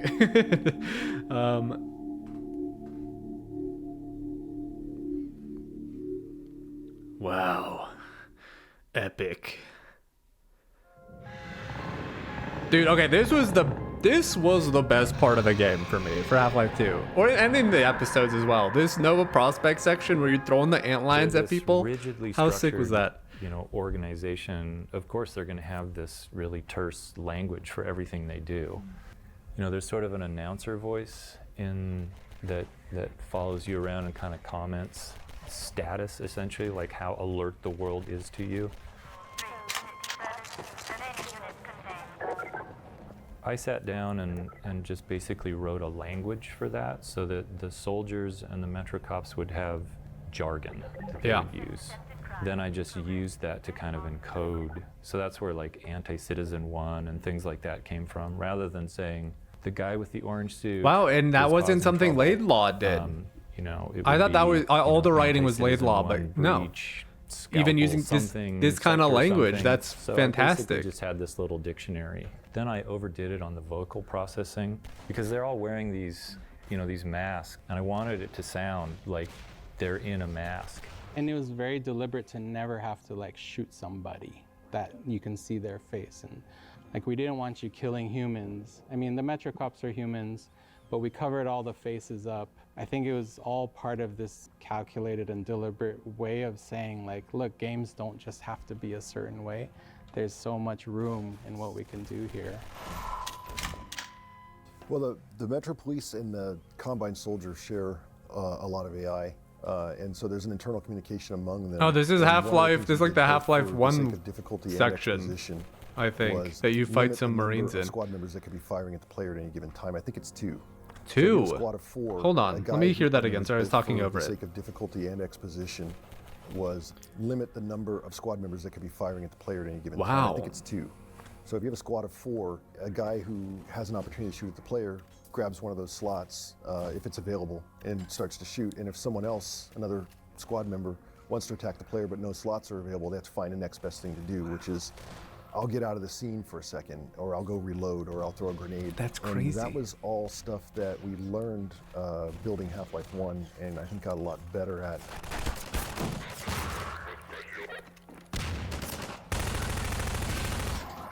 Half-Life 2 used a node graph system.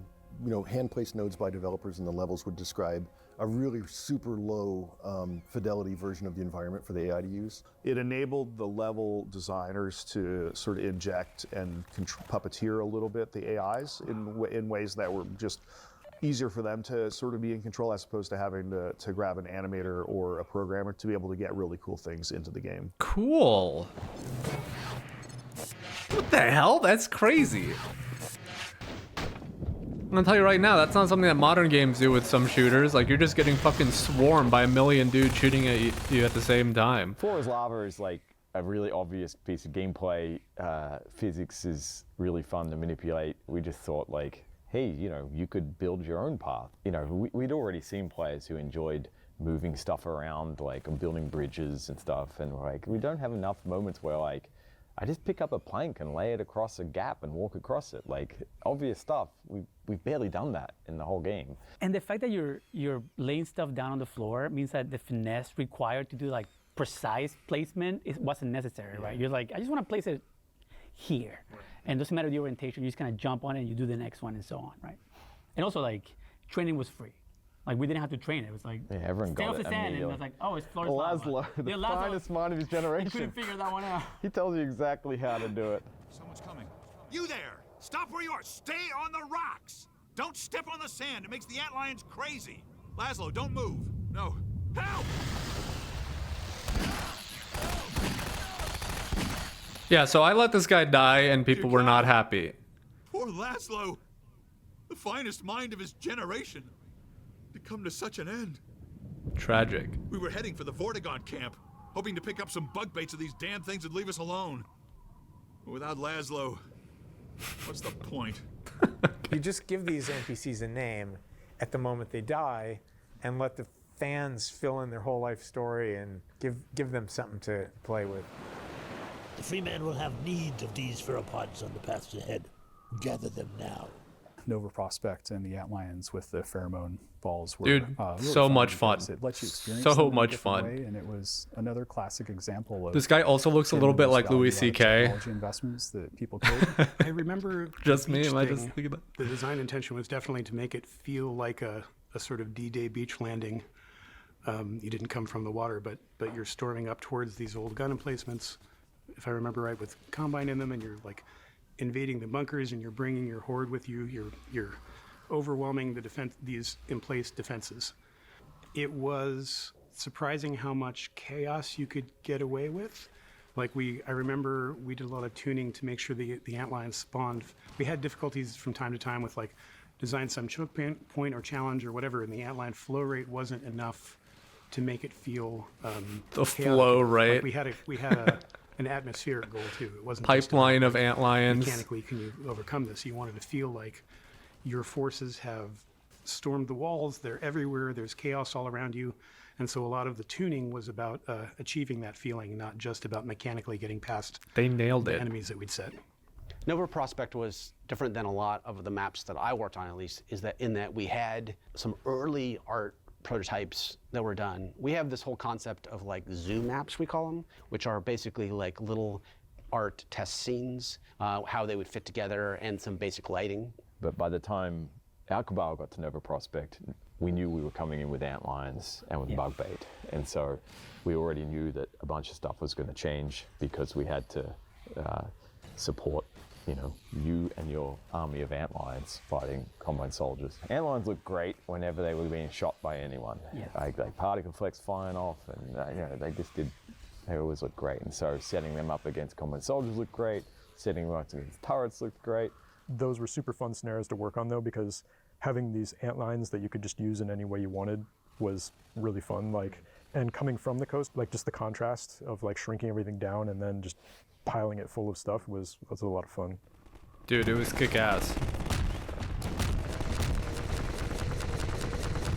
This section too was really cool. The Striders are incredible. Backman's concept. I just thought, I can't believe that I get to use a creature this cool in level design. These guys are really, really, really fun to use. I remember Kelly Bailey had created a short list, things like he wanted flocking flyers and he wanted a moving guard tower, which was the first description of the Strider, was a mobile guard tower. So Cool, I saw dude. that and immediately That looks understood kick-ass. that, kind of orchestrating the enemies in that way, trying to get the most variety and the most breadth of shape and movement and experience was the correct way to move forward. The design for that first Strider map was something I came up with and I was really passionate about. It was all about running across and just getting one shot in your tush, right? Just as you made it through.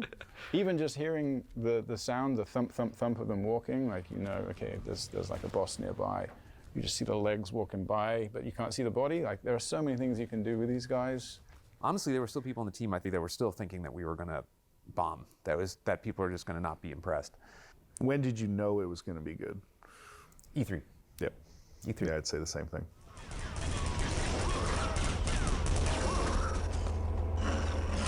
What the hell? What are we looking at? I guess that's like a Combine carrier. Yeah, it seems like at some point there was an E3 demo that we got together that we didn't end up showing. But at least at that point, it just felt like, oh wow, we actually have made something here. We went through and made a bunch of demos for 2002, and everybody looked at them and was like, we're still not confident about this, and we don't think we've hit the bar, so we're not going to go at all. Like, they had totally planned to go. And then when 2003 rolled around, I just remember everyone was still terrified. We were like, okay, how are we going to craft everything we've had into like a number of messages about what this product is? And like, we came up with like the core theme of each one of these movies. Oh, do be careful. We didn't really understand at the time, I think, the embarrassment of riches that we had. We looked at it from two angles. One was a set of technical features. With the glow up, bro. Sort of conceptual listing of things that we thought were important, like physics and oh, whoa, what the things hell? Like that. Little video and then camera the other side thing. Was content-based. What areas of the game were innovative? What areas of the story we thought were compelling? Which characters we thought were worth people paying attention to? And so it was an interesting sort of marriage of which features and which content are the best showcase for all those things. A lot of what was in the demos was rendering technology, but I think the stuff that felt the strongest to most of us at the time was really physics-based. There's that GameSpy. I remember that logo. So something looks like wood, then it sounds like wood, scrapes like wood, floats like it, and if you shoot it, it'll fragment like wood. To people at that time, it was everyone said that in the comments. Be able to pick things up, knock other things over, use things in a way that felt true to a three-dimensional reality. Maybe it's on those videos, I don't remember, but people were gasping and hitting the people next to them because they That's couldn't so really believe what they were crazy, seeing on the screen. There's no limitation on the complexity of those interactions. People are getting excited about that. That's so funny. Interactivity that opens the door to a wide variety of new gameplay mechanics. That's crazy. So completely revolutionary, right? Wait, what was that? Gameplay mechanics. This will run on my 486. Oh, okay. I don't even know what a 486 person is. Talking about a 486, obviously it's just about, you must have a supercomputer behind. Like, how are you even doing this? What is going on? The radiator, the goat.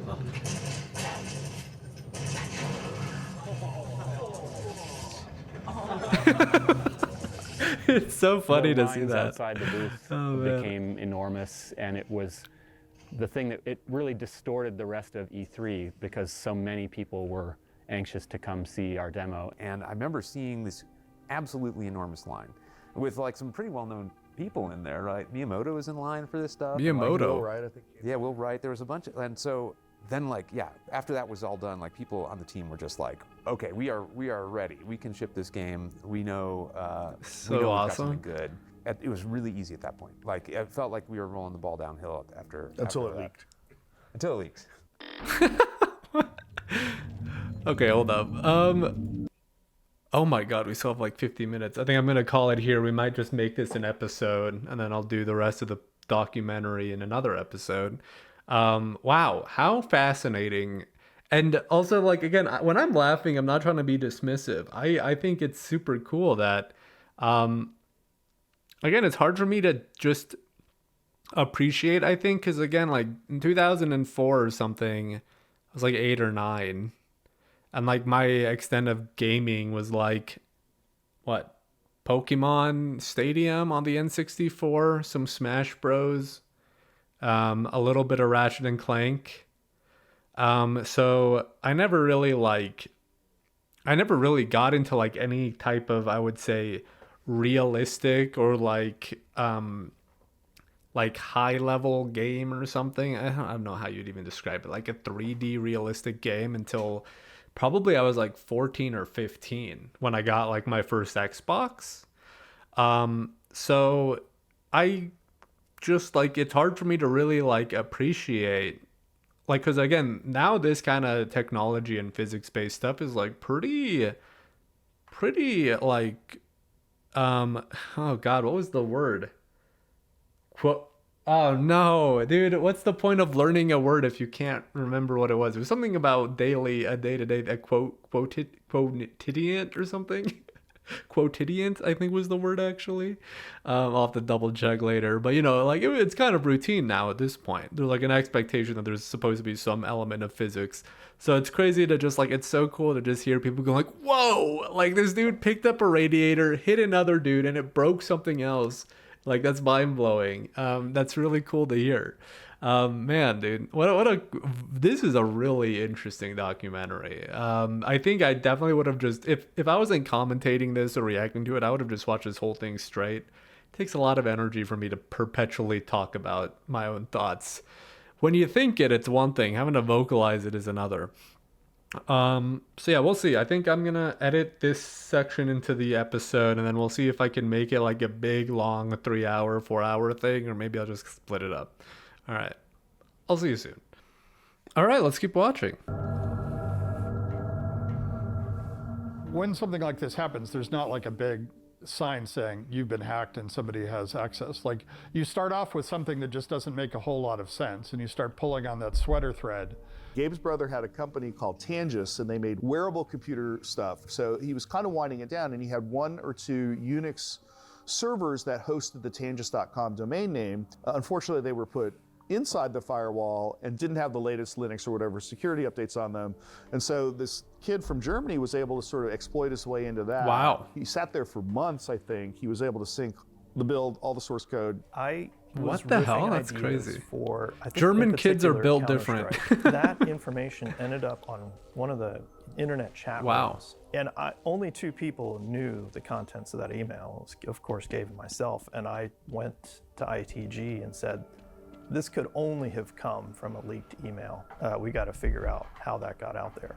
But I remember at some point Gabe walking around, like one of those moments like, turn your computer off, something just happened. Yeah, that's right. Like I remember the video on my desk and he coming like, turn your computer off, I think we're being hacked. And I was, what? Like, I didn't know what to do. I actually did not know what to do.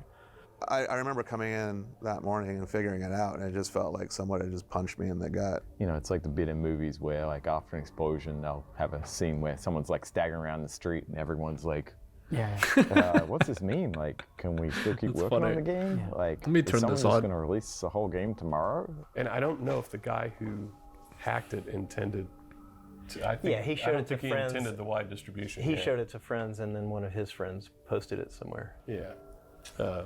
Unfortunate. Yeah. Dumb play. I mean, I imagine that kid got in a lot of trouble.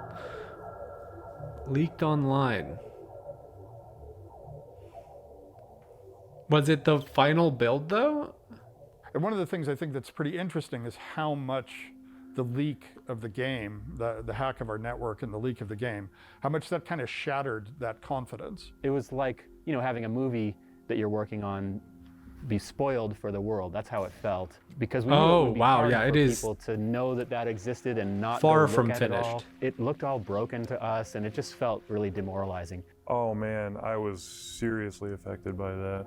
I was pretty angry. So I don't know. It kind of affected me for a while. Damn. Having it called the beta when it was not even close to being. Yeah, a beta. like it looks like pre-alpha, right? Wasn't really ready to be seen yet. Normally the office is pretty vibrant and loud, and people are riding scooters in the hallway and Whoa. doing all sorts of stuff. Gabe's tube and throat singing, and it got very still and very quiet. I remember that. That was very eerie. That was the game that was going to make or break the company. We didn't know if we were going to have to go find jobs. Not only did it show everybody that we were not anywhere near where we said we would be, but all the work that we had in progress, all the plans that we were making were just laid out bare. And so a lot of us just thought, oh, we're toast. We've worked so hard. Are we going to go bankrupt? And then all that while Scott Lynch and Gabe were being sued by Sierra. Jesus. Yeah, a lot going on. Delivered subpoenas. And so it was this super dark time. So there were 2 interesting threads going on. One was, traditional law enforcement and intelligence agencies, and they were doing their thing and issuing subpoenas and seizing devices. And then we asked our community to help us out. And I think Axel Gembe started to realize that he was being tracked down by the Axel community. Gembe. Right? Everything was being, essentially, it was an open source investigation. So you could see that they were getting closer, and that's when he reached out to me. Of course, I was insanely furious with him, but we ended up running this sort of scheme with him where I was like, oh, wow, you must be really good at security issues. We should have you come out and interview. And the FBI was going to arrest him when he got off the plane. And then apparently the German police sweep in, right? He's about to leave because prank that kid. Turns out he's also guilty of a bunch a bunch of bank fraud, Yeah, no shit. bank hacking, and all that. He had kind of hacked stuff. into a bunch of huge companies over there as well, and so they were already well aware of him. Man. How much it harmed us That's financially, hilarious. or like how much the success of the game was harmed by that. Very debatable. You know, so it was hard for us to go through internally, but in the end, I wouldn't have wanted to have it be a whole like law enforcement debacle after that. It just, it wouldn't have really helped anyone. And I'm not saying we should ever be lax about security, but like if we could survive that, like maybe, you know, we'll survive anything, because at the end of the day, the special sauce was everything that happened between the moment of that leak and when we actually shipped. And if you look at that version of the game, it's just so not what the final game ended up being. And so even if our competition had all the source code and that executable, they're still not able to produce Half-Life 2 from it because the company kept moving forward, and the company was the interesting special sauce. Yeah, I think that's a very strong, we're seeing that. Ooh. Yeah, they made Steam, right?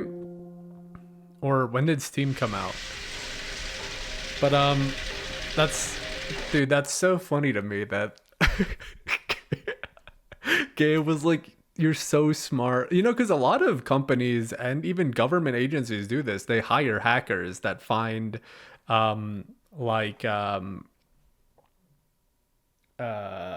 are the exploits, or, you know, there's a word for like, you know, like an opening in security or something. I don't know why I can't think of it right now, but you know, and they even like, there's even like contracts for people to like try to find those kinds of weaknesses in security. So it's not like completely unheard of. Oh, let me move my cursor out of the way. Sorry. But that's so funny. It's like 13-year-old or whatever, how old the kid is, flies in, immediately gets like taken down by the FBI, but apparently some German police got him. And yeah, and definitely the secret sauce is like definitely clearly Valve, right? You can see from the documentary, like there's so much not only like, so they're hiring the best people, right? That's what they're saying. And I assume at this point they can hire the very best. They have the money and the reputation to like essentially get headhunt whoever they want. I would believe. But because it's such a small team, you just essentially have like a think tank or an incubator or a cabal, various cabals of like effectively, I wouldn't call them geniuses, but like, you know, maybe some of them are geniuses, but people that truly excel at their field with a lot of like not too much restraint, not too much, like there's obviously a lot of pressure on them, but in terms of like their creative ability and their ability to work together, it's not nearly as limited as, again, like these bigger companies, as we're finding as AAA games get more like, you know, there's this like boiling point, right? With, I think, where games, especially we're finding this out now, right? Where games have too much bloat, where you get more and more people, you get more and more money into these games, but it's like, how are you getting the best bang for your buck? You have like 100 developers on this game and none of them are interacting. Like there's no like actual creative spark or like innovation or any like personal passion to make a game when it's like this corporate in a way. So I think even AAA developers are learning that they need to just cut stuff back. Like, so really interesting to hear from how like, again, I do think this is something that we saw from Half-Life 2's success. They're probably going to talk about it further on, but like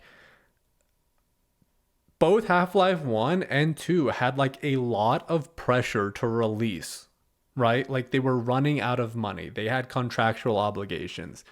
After Half-Life 2 and its like massive success, and with the fact that Steam is now like what it is, I feel like there isn't that pressure, right? And that kind of like outward pressure.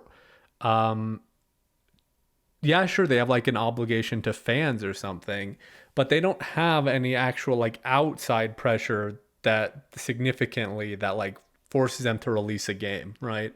And so as good as Half-Life Alyx was, it really feels like because of that there's, they didn't have like that gun to their head where they're like, it doesn't matter. Like, we have to get this done. We have to get this done. We have to get this done. They can reiterate as many times as they want. And maybe that's to their detriment. Again, I'm not saying that's the case because like, we don't know. We haven't seen Half-Life 3, and Half-Life Alyx was phenomenal. And other Valve titles are very good with the exception of like Artifact, their card game. So like, there's not a strong argument to say it won't be good, but it's interesting to think about like, now that there's no financial pressure, I think that's mainly the main thing I'm trying to say. There's no financial pressure to release a game necessarily. I'm curious if that's detrimental to their development in the long run. And I wonder if they'll talk about it in this documentary or not.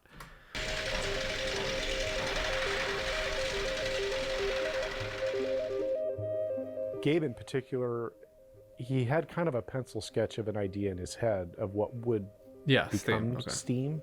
But it was clear that Team Fortress Classic and then later Counter-Strike, it was fundamentally the thing that we were really attracted to was our ability to ship content directly to our customers.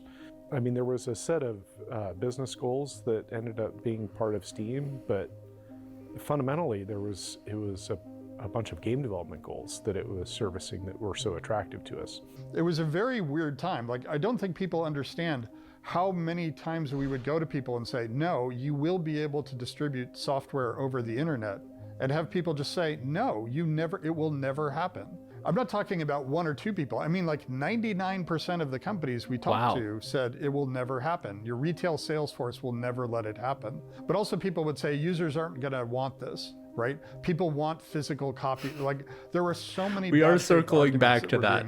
Retail sales is not the goal, right? It's actually an impediment that it's somebody who sits between you and the customer. And we ended up going out to finding this company called Applied Microsystems. So we ended up hiring most of the original Steam team from that other company to build initially this sort of in-game advertising streaming model, but then there was the epiphany that, hey, it's just bits. Why don't we just download whole games this way? You guys go off and do it. The decision to not only use Steam to ship Half-Life 2, but actually to require Steam, even in the versions that were purchased at retail in a box, was the most interesting decision. That is very bold. It turned out to be an incredibly important decision for the future of the company. Yeah, for sure. And a lot of us were nervous, and a lot of the people who had been at Valve for a long time, since the very beginning, were the most nervous about that decision. I mean, if the game wasn't as good as it was, rare exceptions to our Steam could have been dead on arrival. Usually, and Gabe had to really step in and say, no, actually, we're doing it this way. Damn, dude. You gotta respect that. That is like a really brave decision. Working on Half-Life 2, which meant that, by the time you go home at night, me being a 24-year-old idiot, all I wanted to do was keep working on the game. And, I started just making the game work on multiplayer, right? Mostly just working on prediction, like what would it feel like to have a gravity gun on a multiplayer setting, right? Getting physics objects to work. It was just curiosity. Scott Dalton saw me working on it, and he's like, I'll make a map, and then we play. Put the map up, we started playing in the office in between, builds of Half-Life 2, like playtest. And I remember Gabe walking by my desk, and I remember him going like, what's that? And I said, oh, it's Half-Life multiplayer. And he's like, show it to me tomorrow. And he just walked away. I think that is one of the advantages of the general cost we always pay to keep our code in a single code base.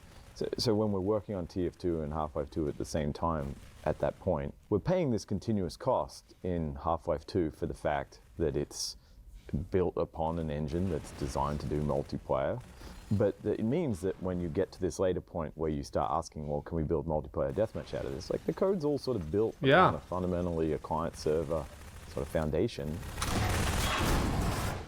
Definitely the most entertaining thing that you could throw at somebody that happened to be scattered around the world was picking up a toilet and hurling it at someone's head, and then having that show up in the upper right corner of your screen with name, toilet name, was very satisfying.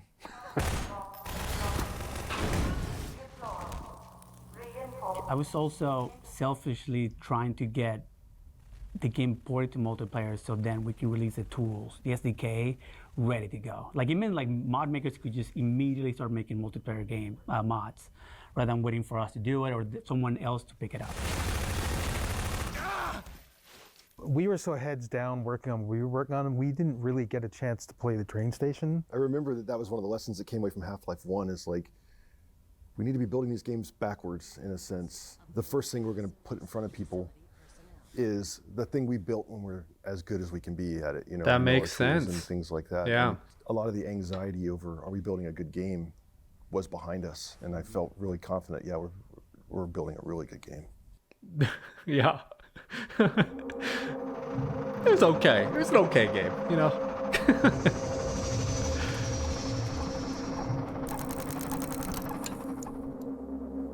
We're entering the Gare d'Austerlitz. And this train station is very important because it's one of the main inspirations for the train station of City 17 where the player starts. The reason why I'm using a Parisian station produced by Eiffel, who did the Eiffel Tower, is that there's an identical station in Budapest. Train station's the last bit we worked on, right? Yeah. And we always want to build the stuff. I do want to say something, because even though I think a lot of this, you know, again, he's credited for this, Viktor Antonov, and like people, you know, he is responsible for like the visual presentation of the game. But we even saw other people talking about like, God, I don't even know who it was at this point. Like drawing the Striders or making the Striders or creating the creatures. So again, there's so much that you can like, and you know, even like a lot of the writing, you know, we're talking about like, oh, Laidlaw wrote, he's the only writer for this or anything, but we can hear from them talking that a lot of people presented ideas or wrote, you know, the Overwatch dialogue or whatever. And so it is really fascinating to know that so much, even like creative output, was from developers. And I'm sure a bunch of the technical implementation came from the more creative side, where they're like, you know what, wouldn't it be cool if a player could do this?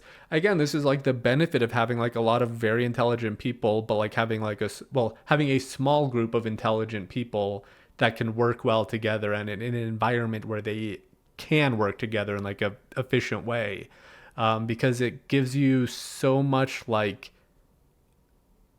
yeah, creative bandwidth almost, right? Like you can, even like the creatives are getting ideas from the more technical people, and a lot of the technical people can be getting ideas from the creative end. It's really, again, you can see like it's not just one like genius writer that wrote everything and like built the world, and it's not one genius visual architect like that just designed everything that we're seeing, and it's not one genius programmer that designed like X, right? Like there's so much collaboration. Out of the game late, as late as we can, because we understand our game at that point. In general, the train station was a really interesting problem because it was basically one big choreo sequence intended to deliver atmosphere and story and background, and sort of set your expectations for the world. We let the level designers, who were really good at this stuff, figure out what was a good experience, and then we were kind of always there to provide dialogue, acting, stuff like this. We were always like, they were always working kind of in tandem in a way. We wanted to provide incentive to the player at this point about how people were being mistreated, about how bad the situation was here, and kind of start to trigger that righteous indignation early. All this stuff is fun to look at, but you just assume it doesn't move and you can't interact with it, you can't pick it up. Because all the stuff we're going to do later with the gravity gun and everything, like first we got to start just mundane stuff like that food, you know, that little empty bit of food. I mean, it happens like the moment you leave the train, wind comes and blows all the trash away. Doing it everywhere. You can see the vortigons sweeping. So like, guy pushing it on the cases, on the and all those things fall off. Yeah, and so you can pick those up and. We were like, if it doesn't have to be bolted down, just make sure it gets knocked over. It can move. This guy looks vaguely familiar. There's something about the way he walks. It's like a beer drinker. Who would have thought Barney has the capacity to go undercover, right? Like that seemed to be, above his pay grade, above his intelligence pay grade from the get-go. Look at that beautiful animation. But where does hat go? It's gone. Something is not right here. Oh no. We were trying to figure out how to get people to figure out how to pick up things and do things. And we were all just sitting around because we've been having this problem for weeks, racking our brains. And I think Robin this had a part, Coke can right? on his desk. Yeah. And at some point I got frustrated and I smacked it off his desk. I'm like, well, you pick that up then. And everyone kind of sat around. I was like,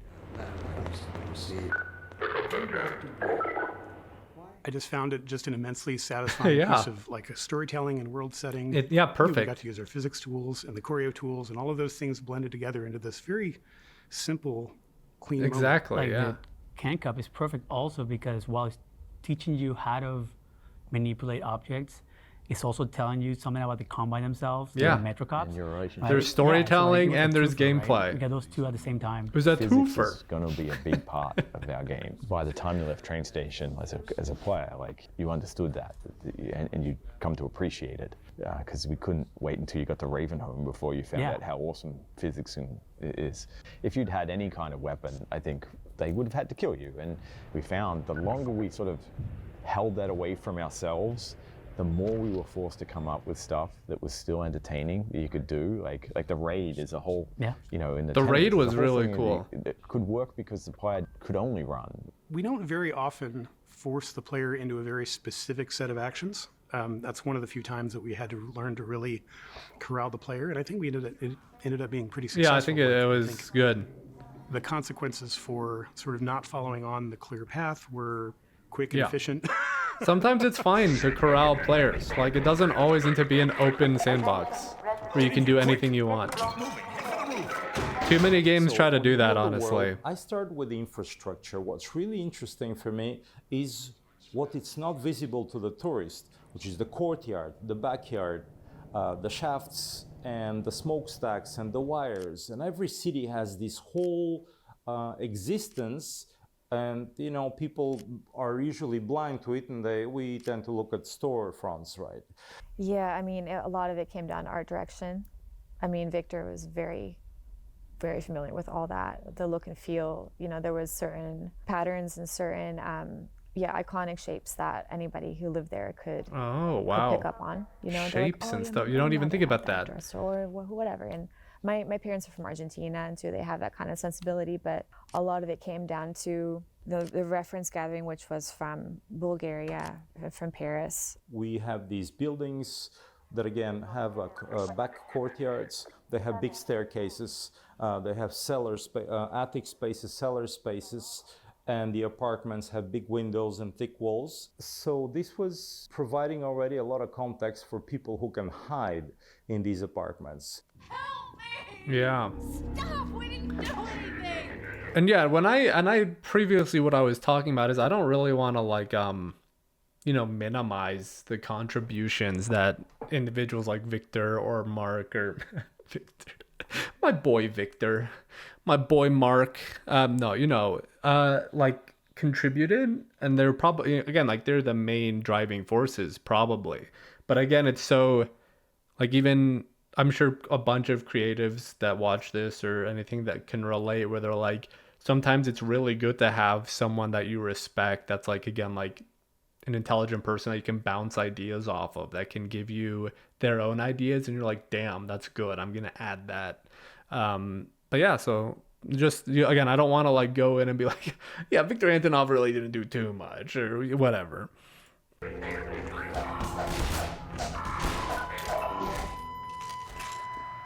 For you now.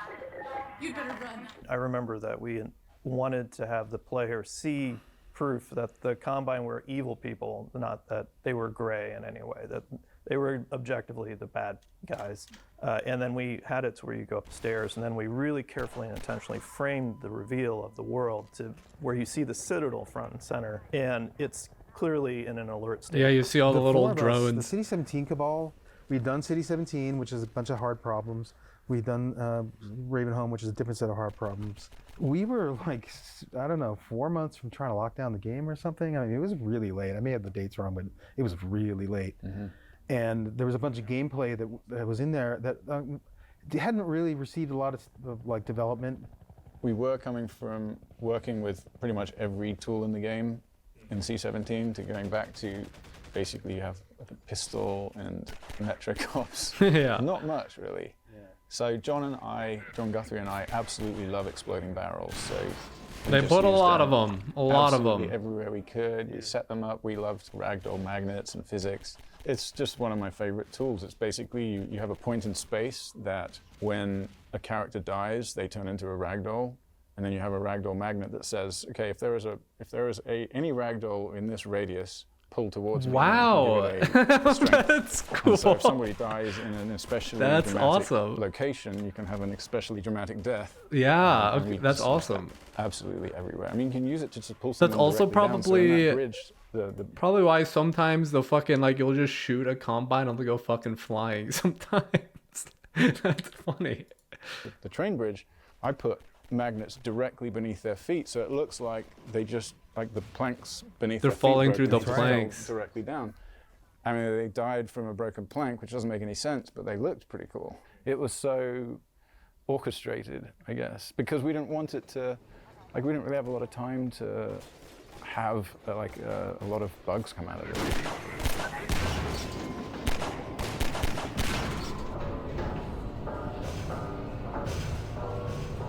You know, our team was the one that did the Citadel. You know how I said that there was multiple passes on the product over the course of the thing? Well, Citadel had almost no pass. Oh. And we were thinking about Street War, and we were like, well, we just had like this incredibly intense, you know, Strider fight. How are we gonna outdo that, especially when we only got a month to do this thing?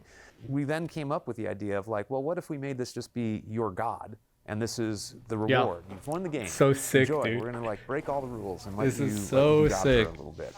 Picking up, you know, the enemies as ragdolls and throwing them around really came out of that development tool, because you could pick them up and move them around, and people are like, I don't know, that's pretty fun. Why can't we do that in the game?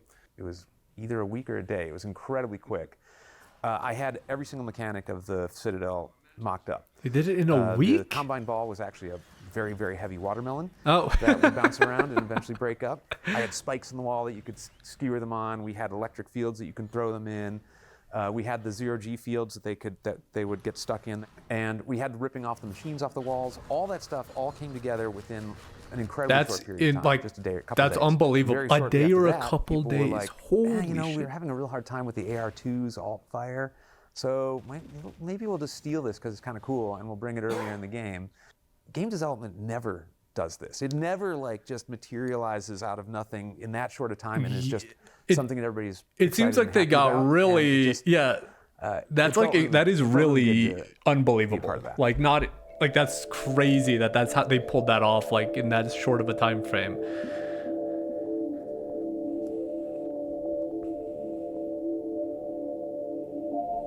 I started working on trying to find another source of funding to keep Valve going.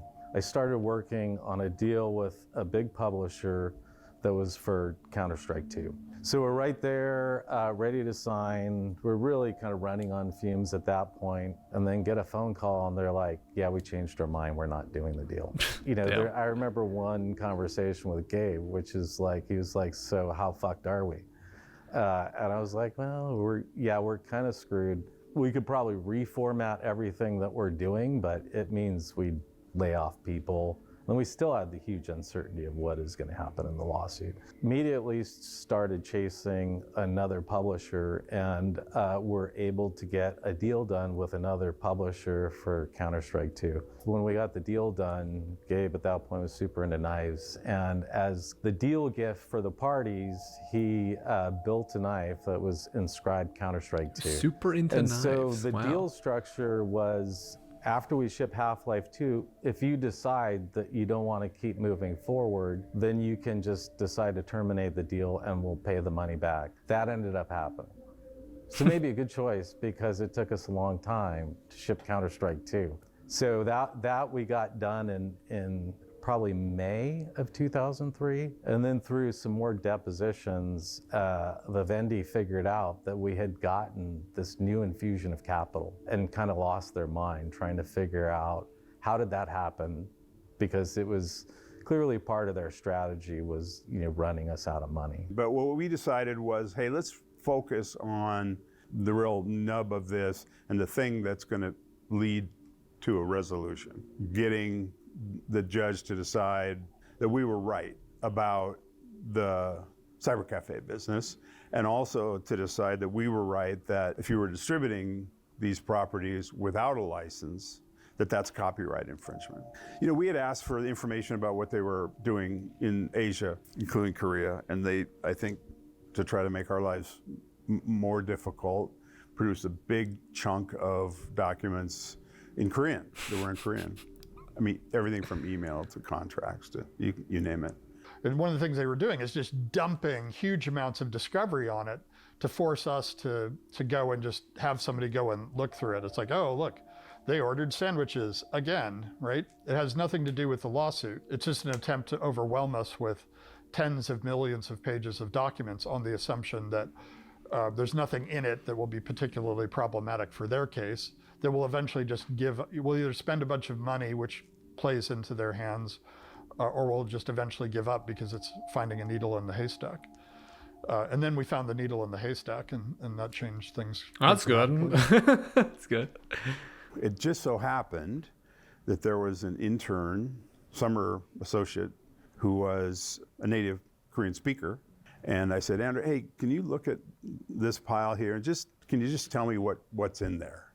I would guess that particular intern probably went through a couple thousand documents that day, and only one was consequential. And they said, well, there's these other emails between these vice presidents where one says something like, hey, we destroyed those Valve documents like you asked. And I said, are you kidding me? That? And I said, yeah, that's what it says.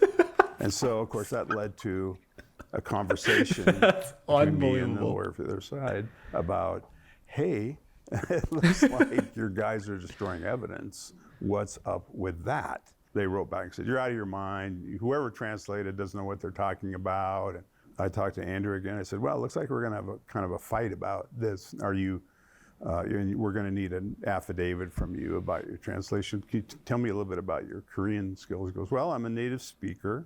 At UCLA, I majored in Korean language studies. And I said, that's good. That sounds like we're in good shape.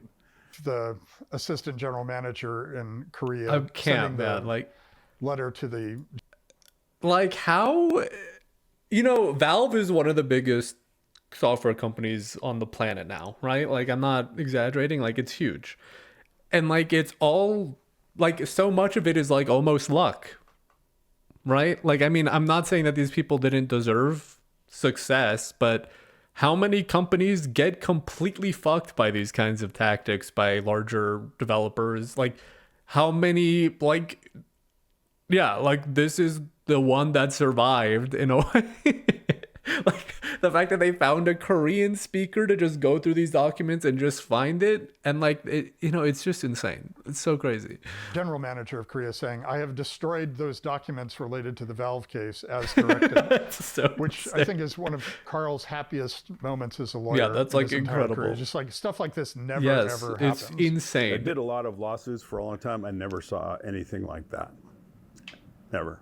Maybe there was document destruction that couldn't be proved, but that was like, we're talking about it in writing. I'd never seen that before. At that point, Judge Zilli said, all matters of fact are now, according to Valve, you don't get to contest any of those. Now we're just discussing how much you're going to have to pay and what the damages are. And Gabe was still pretty That's mad. like, I can't believe how insanely lucky really that didn't is. Want to settle. He was mad enough that he wanted to keep going. But I remember sitting down with Carl and having a conversation with Carl, and I was like, so Carl, what do you think? Should we settle at this point? Is the right number? And he was like, well, you know, there's this old saying, there's a difference between being a pig and a hog. That's a great, that's a great quote. Deposition, and that was the only question I asked him to ask that particular witness was, is Half-Life 2 being replicated and shipped to retailers? He said yes. And that, the relief was, hey, no matter what, at least the game's going to get out to people, which is kind of a, that's a pretty unusual way to find out from your publisher that they're shipping your game to retail.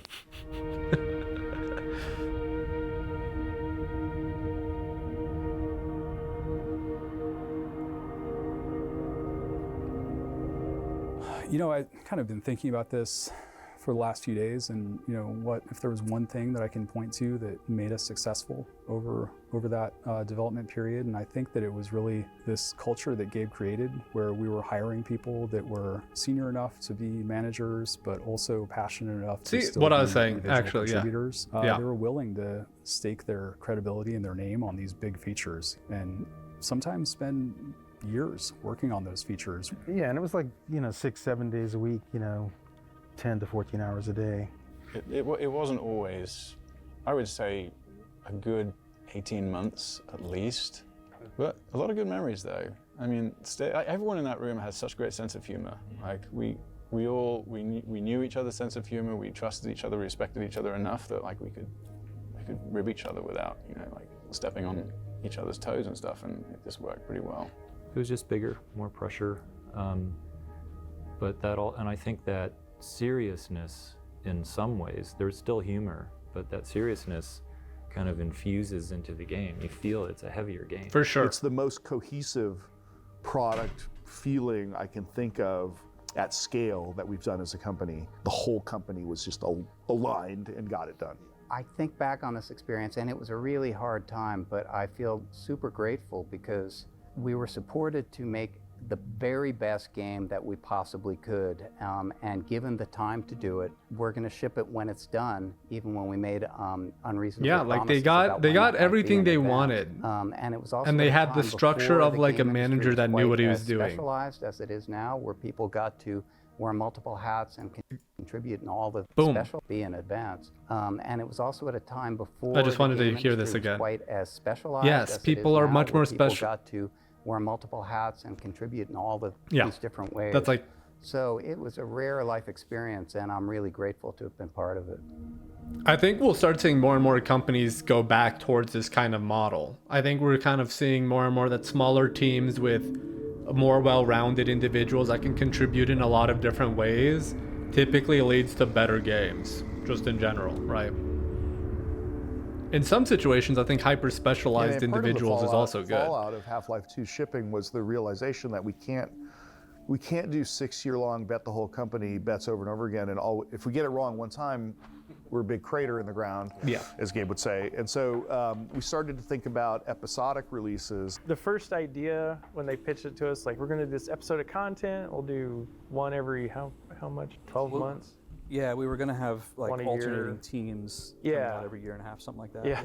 So I was like, yeah, this is neat. But then, yeah, it just got out of hand. So when they decided to start playing with episodic content, the promise for me that I felt was we can build smaller pieces, denser pieces faster, and we know what we're doing. We're going to be really good at this. So a lot of it was like, you know, do more with less, like keep a bunch of the existing stuff and retweak it to make some new interesting scenario. Like probably the biggest real new thing for episode 1 as far as technology was just having Alex with you throughout the entire thing and having her behave in a way that was believable and fun. You know, she's with you for a few distinct parts in Half-Life 2, but they're always pretty heavily scripted and not really in combat. Having her there and able to actually be a useful companion, so there's a lot of little tricks that we did to try to make that as fun as possible for players. She doesn't have supernatural knowledge. She's not like just finding things without you lighting them up. But like if you throw a flare out or you look at them with the flashlight, it's like, okay, she's going to go for that target because she can see it. She's a really good AI companion. It took forever. Like we were not just partying, hanging out. No, I was pretty much crunched that whole project. Yeah, we were crunch mode. And then same thing with episode 2. We started at the same time as episode 1.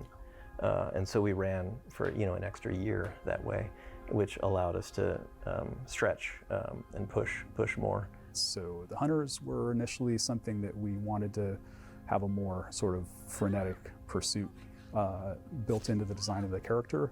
So it was really focused on, at the time, creating a creature that could follow the player into more types of spaces. One of the questions was, how do we keep Alex out of your way during this really intense, high-action scene where the player has agency to make whatever decision they want about where they want to be inside the house and that sort of thing. And that's when we got the idea to have her sort of camp out by a window, and she would fire out the window and let you know if she saw any hunters or soldiers out that window. And if the player started to spend time at that window, she would find another one to go be really at. smart. So Dario Casali was trying to create this final fight in episode 2. The Striders always reminded me of AT-ATs in Empire Strikes Back. And of course, we wanted something fresh because just rocketing a ton of Striders wasn't going to be a bit repetitive after a while. So that's when. Wait, hold on. Let me just read that. I want to see what they have on the whiteboard. Sorry, give me a second. Wanted something fresh because. Goals for 01: no fall to death, establish animosity for killer, intro Vort. So this is episode 1, or maybe not. Establish, separate player from Vort and Alex. Okay, so for 01 might just be like the first section of the game. Reestablish Alex character, remind player of story context, cinephysics, Vista, intro Vort. And then maybe this is for episode 1. And then here we have environments late, Alex death, resurrection, episode 2 ending weak. Alex is a poor companion in episode 2, no consequences to death / resurrection. Story goal is not reinforced, battle too early. Wow. Alex dies. By how? How does she die? Quest to save Alex, Alex resurrection, Alex different. Yeah, okay. So they were really trying to figure out how to make this idea work. Just rocketing a ton of Striders wasn't going to be a bit repetitive after a while. So that's when we started collaborating, talking about the Magnuson device and the hunters and how would those all come together to make this sort of an overwhelming 25-30 minute. Yeah, I thought this was really easy, but apparently it's because you weren't intended to run over the hunters with the car. The citizens. So it would have been a lot harder without the car. To a lesser extent, the Strider are all secretly in cahoots to create this tension, because what we always wanted was gotten the Magnuson device on the last guy. Are you going to be able to shoot it? Oh my God, the rocket's going to be destroyed, and then boom, you hit it, so that when everyone comes out running, you really feel heroic. You have the car, and you have a big space, and you're not guided anyway. You have to go and take. Yeah, the idea behind this I thought was really cool, but when I played it, it was kind of underwhelming. It pays off. It makes the player feel like, I did this myself. I wasn't guided by a level designer at all, because we give them so many options, right? You can kill the hunters with driving the car into them. You can pick up a log and throw at them. You can pick up a Magnuson device and throw it too soon, and they'll shoot it down. You have to learn. Oh yeah, I have to kill the hunters first. You can use rockets to kill the hunters. You have options. And you have time and you have space, but we dial the tension and the pacing up pretty slowly over time. Yep. It is pretty cool, all the kind of cinematic destruction stuff that happens in there. It was so hideously faked, because basically we would send a Strider who would do that sort of the low scuttling run, and he would just sit there and wait, just staring at this building until the player could see the Strider plus the building. He would literally sit there forever. But we dial the tension and the pacing up pretty slowly over time. The playtests we like the most is when the Strider's, he's getting ready to shoot the rocket, and then the last Magnuson device goes off, and then he's done.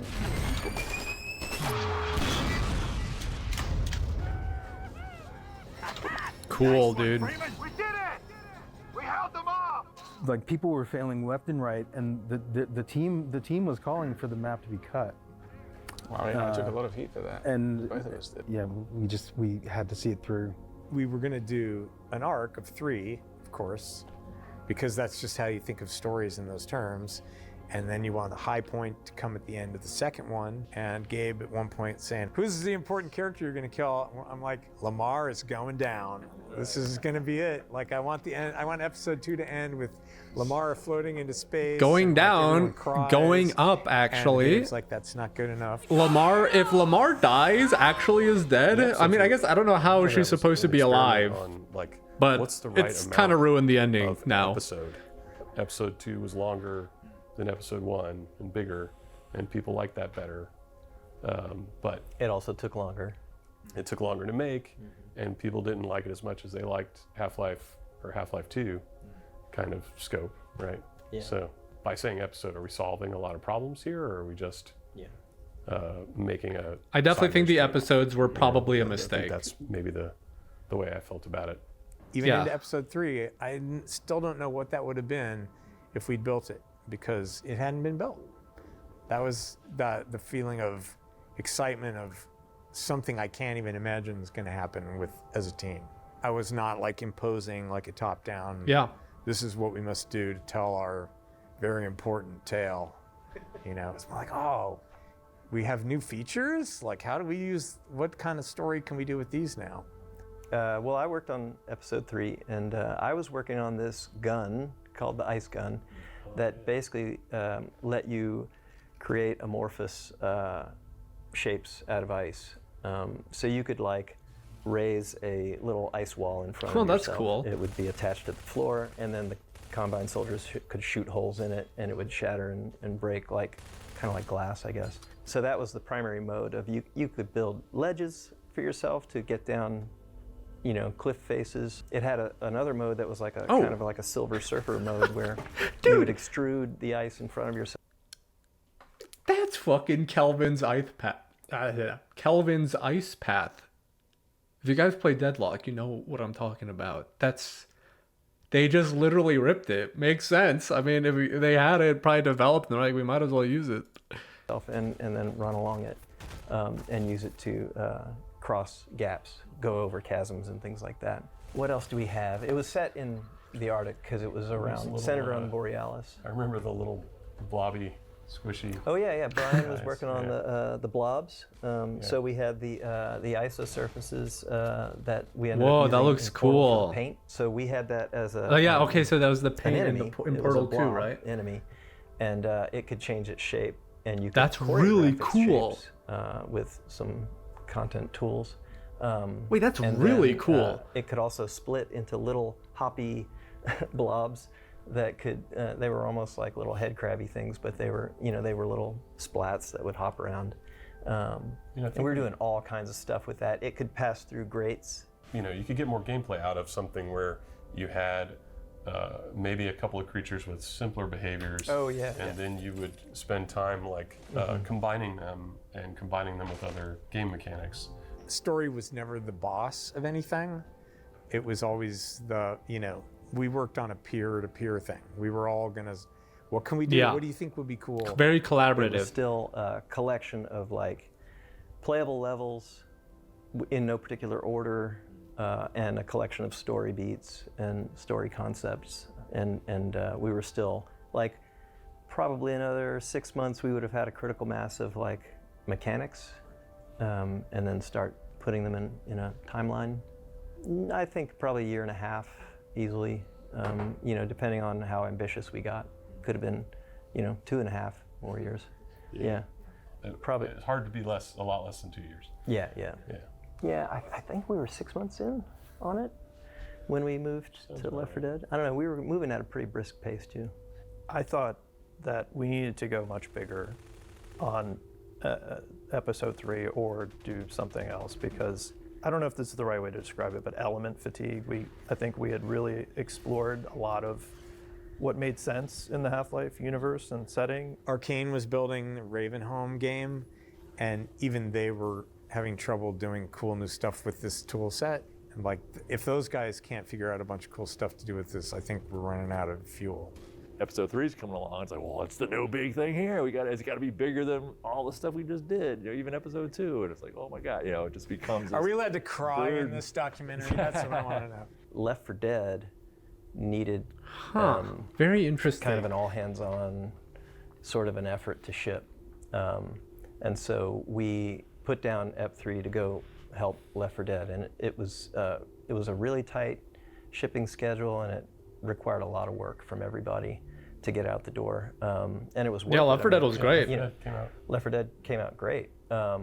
I never really played Left 4 Dead 2, but I really like Left 4 Dead 1. This is the tragic and almost comical thing about it, was it took long enough that then by the time we considered going back to Episode 3, the argument was made like, well, we missed it. It's too late now, and we really need to make a new engine and to continue the Half-Life series and all that. And now that just seems, in hindsight, so wrong. Yeah. We could have definitely gone back and spent 2 years to make Episode 3. And you can't get lazy and say, oh, we're moving the story forward. That's copping out of your obligation to gamers, right? Yes, of course they love the story. They love many, many aspects of it. But sort of saying that your reason to do it is because people want to know what happens next. We could have shipped it. Like, it wouldn't have been that hard. The failure was, my personal failure was being stumped. Like, I couldn't figure out why doing Episode 3 was pushing anything forward. But yeah, I mean, some of those people made Left 4 Dead 2 and then Portal 2. So yeah, we did other things instead. It's not like I've got a lot I want to say, but I'm just kind of trying to take this all in. Right. In terms of the players, like, they may have gotten that and given up something else. Yeah. So it's hard to say. But a lot of us have been doing Half-Life for 8+ years. We saw a bunch of really compelling reasons to go explore more multiplayer-based projects too, because not only just what customers were doing, but internally, we found ourselves wanting to play a lot of multiplayers. It sounds silly to say it because we're a relatively big company that has a bunch of stuff, but we're not that many people. There's 300 something people here, and so we're working on a bunch of different projects, and it's like, people are passionate about Portal, people are passionate about TF, people are passionate about Left 4 Dead and Half-Life, and CS and Dota, Deadlock. I mean, kick-ass game. If you haven't played it, you should. If you like multiplayer MOBA stuff, it's fucking awesome. Tiny bit on VR. Unfortunately, for any decision we make, somebody is going to be unhappy, but hopefully we're making a bunch of people happy with the choices we do make. If it weren't for the episodes, there'd be no such thing as Dota. And I know that sounds really weird, but it was the things that we learned in developing the episodes that led to, Team Fortress, to more rapid updates. I think everybody that worked on Half-Life misses the working on that thing, but it's also hard not to be like, man, I've seen every way that you can fight an antlion or, whatever. And so you want to get some space away from it until you can come back to it with fresh eyes. It was easy to think about VR being a vehicle for Half-Life because that was a big technological innovation and kind of a core reason for that product's existence. And I think one of the things we have internally tended to attach to the Half-Life IP is innovation. Gameplay innovation is oftentimes enabled by a technological innovation. True. Clearly there was a ton in Half-Life 1 and 2. And so yeah, it's an interesting challenge moving forward to think about what that means for future Half-Life stuff, for sure. The ending of Half-Life Alyx is somewhat a self-critical realization, so that was super satisfying, and all credit to the people who are specifically involved in that decision and those sets of designs. I think that Half-Life represents a tool we have and promises made to customers to capitalize on innovation and opportunities to build game experiences that haven't been involved previously. And I think that there are no shortage of those opportunities facing us as an industry right now.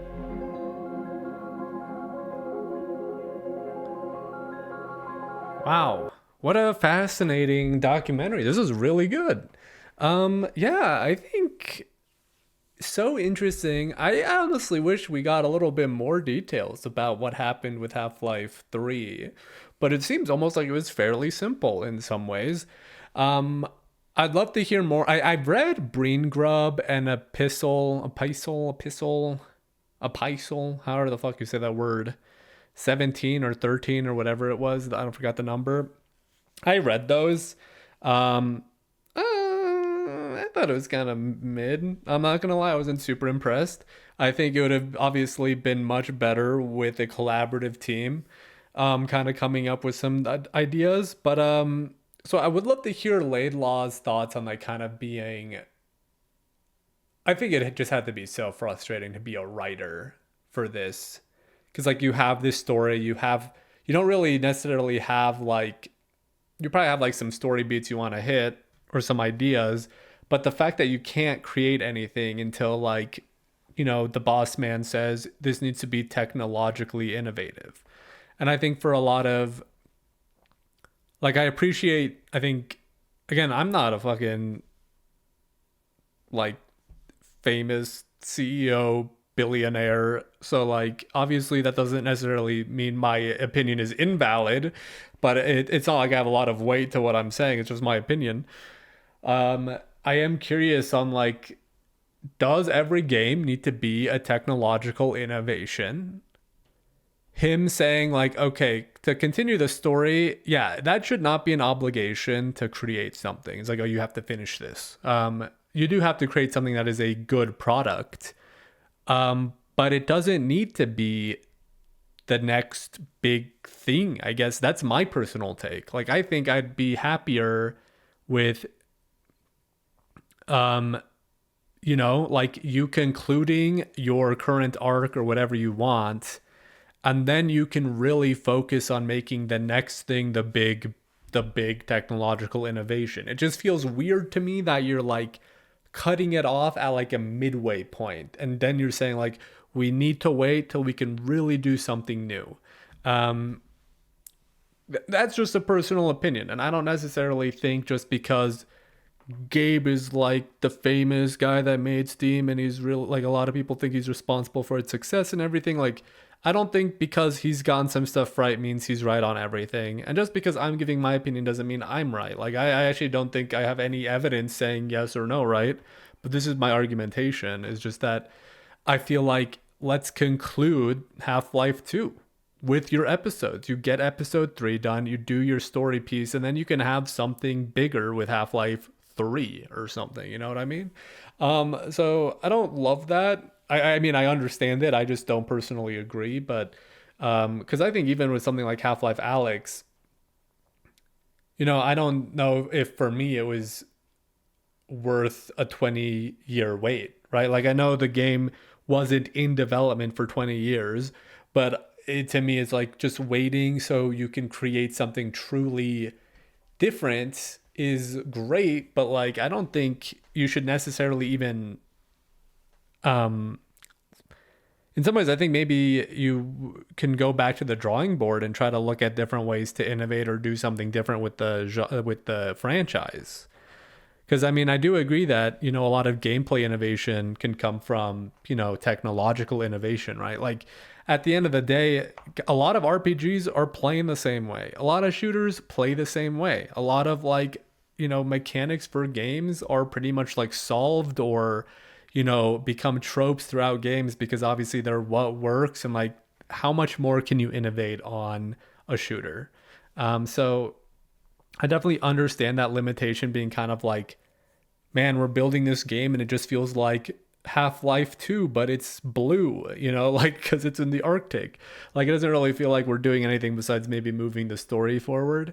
And so, I see both sides. Well, I see like I see their side, right? I totally understand it. And I bet there's a lot more to it than just like the 10-minute, 5-minute like little snippets they gave us. I'm sure there's a lot of like heated emotions and a lot of like frustrations that they obviously couldn't air for their documentary, like personal grievances probably. But super interesting to me to think that like, in a way, I don't want them to. I don't think they are, but like in a way, I almost view it like I don't want them to think of it as an excuse. Like we can't make something unless it completely blows your mind, like in a way that you've never experienced. Because I just feel like that's not necessary all the time, and I feel like a lot of Valve's games aren't quite like that. I think they're really good at what they do, but they don't need to be mind-blowing innovations all the time. But I'm not like an old Valve head. Like I didn't play these games growing up really, so like I don't really have like too much of a personal stake in that. But yeah, so really fascinating. Again, like you really just do cement, like I think the work culture is huge. And I think having a lot of luck, frankly, like is another aspect of it, not to diminish their genius. But like, again, there's a lot of genius companies that just get fucked by bad luck. And these guys really managed, like they literally got like evidence of the murderer with the murder weapon before they shot the person. Like, you know, like that, it's so insane to me that they managed to get that because their intern spoke Korean. Like, so fucking nuts. But amazing, it worked out. But yeah, so again, like having really, you know, having the ability to hire like really good individuals, having a small enough team where these people, and like having this system of cabals and like excellent management, right, from Gabe and you know, just everyone in those kind of managerial roles, like being able to, you know, like organize and keep these people focused and working together and collaborating. Because like anybody that's worked with very intelligent and like very like people with a lot of expertise, you know that getting each of them to work together can at times be really challenging, right? Like, because everyone's opinionated when they become really good at something. So they like, it's just like not lightning in a bottle, clearly, because we see plenty of other games that they've made, but like it's really fantastic to see how like that kind of culture and that kind of individual skill was allowed to express itself. Anyway, next up, guys, I'm going to be playing Black Mesa and then Metal Gear Solid 2 at the same time, probably. Not too sure about my upload schedule. We'll see. But I hope you guys enjoyed. I don't really do React content, so hopefully it wasn't too boring. People want me to watch like horror movies and stuff, and I've been kind of toying with the idea, so I might do that. But yeah, I don't know. I like reading your guys' comments, so feel free to leave a comment. And yeah, I'll see you again soon.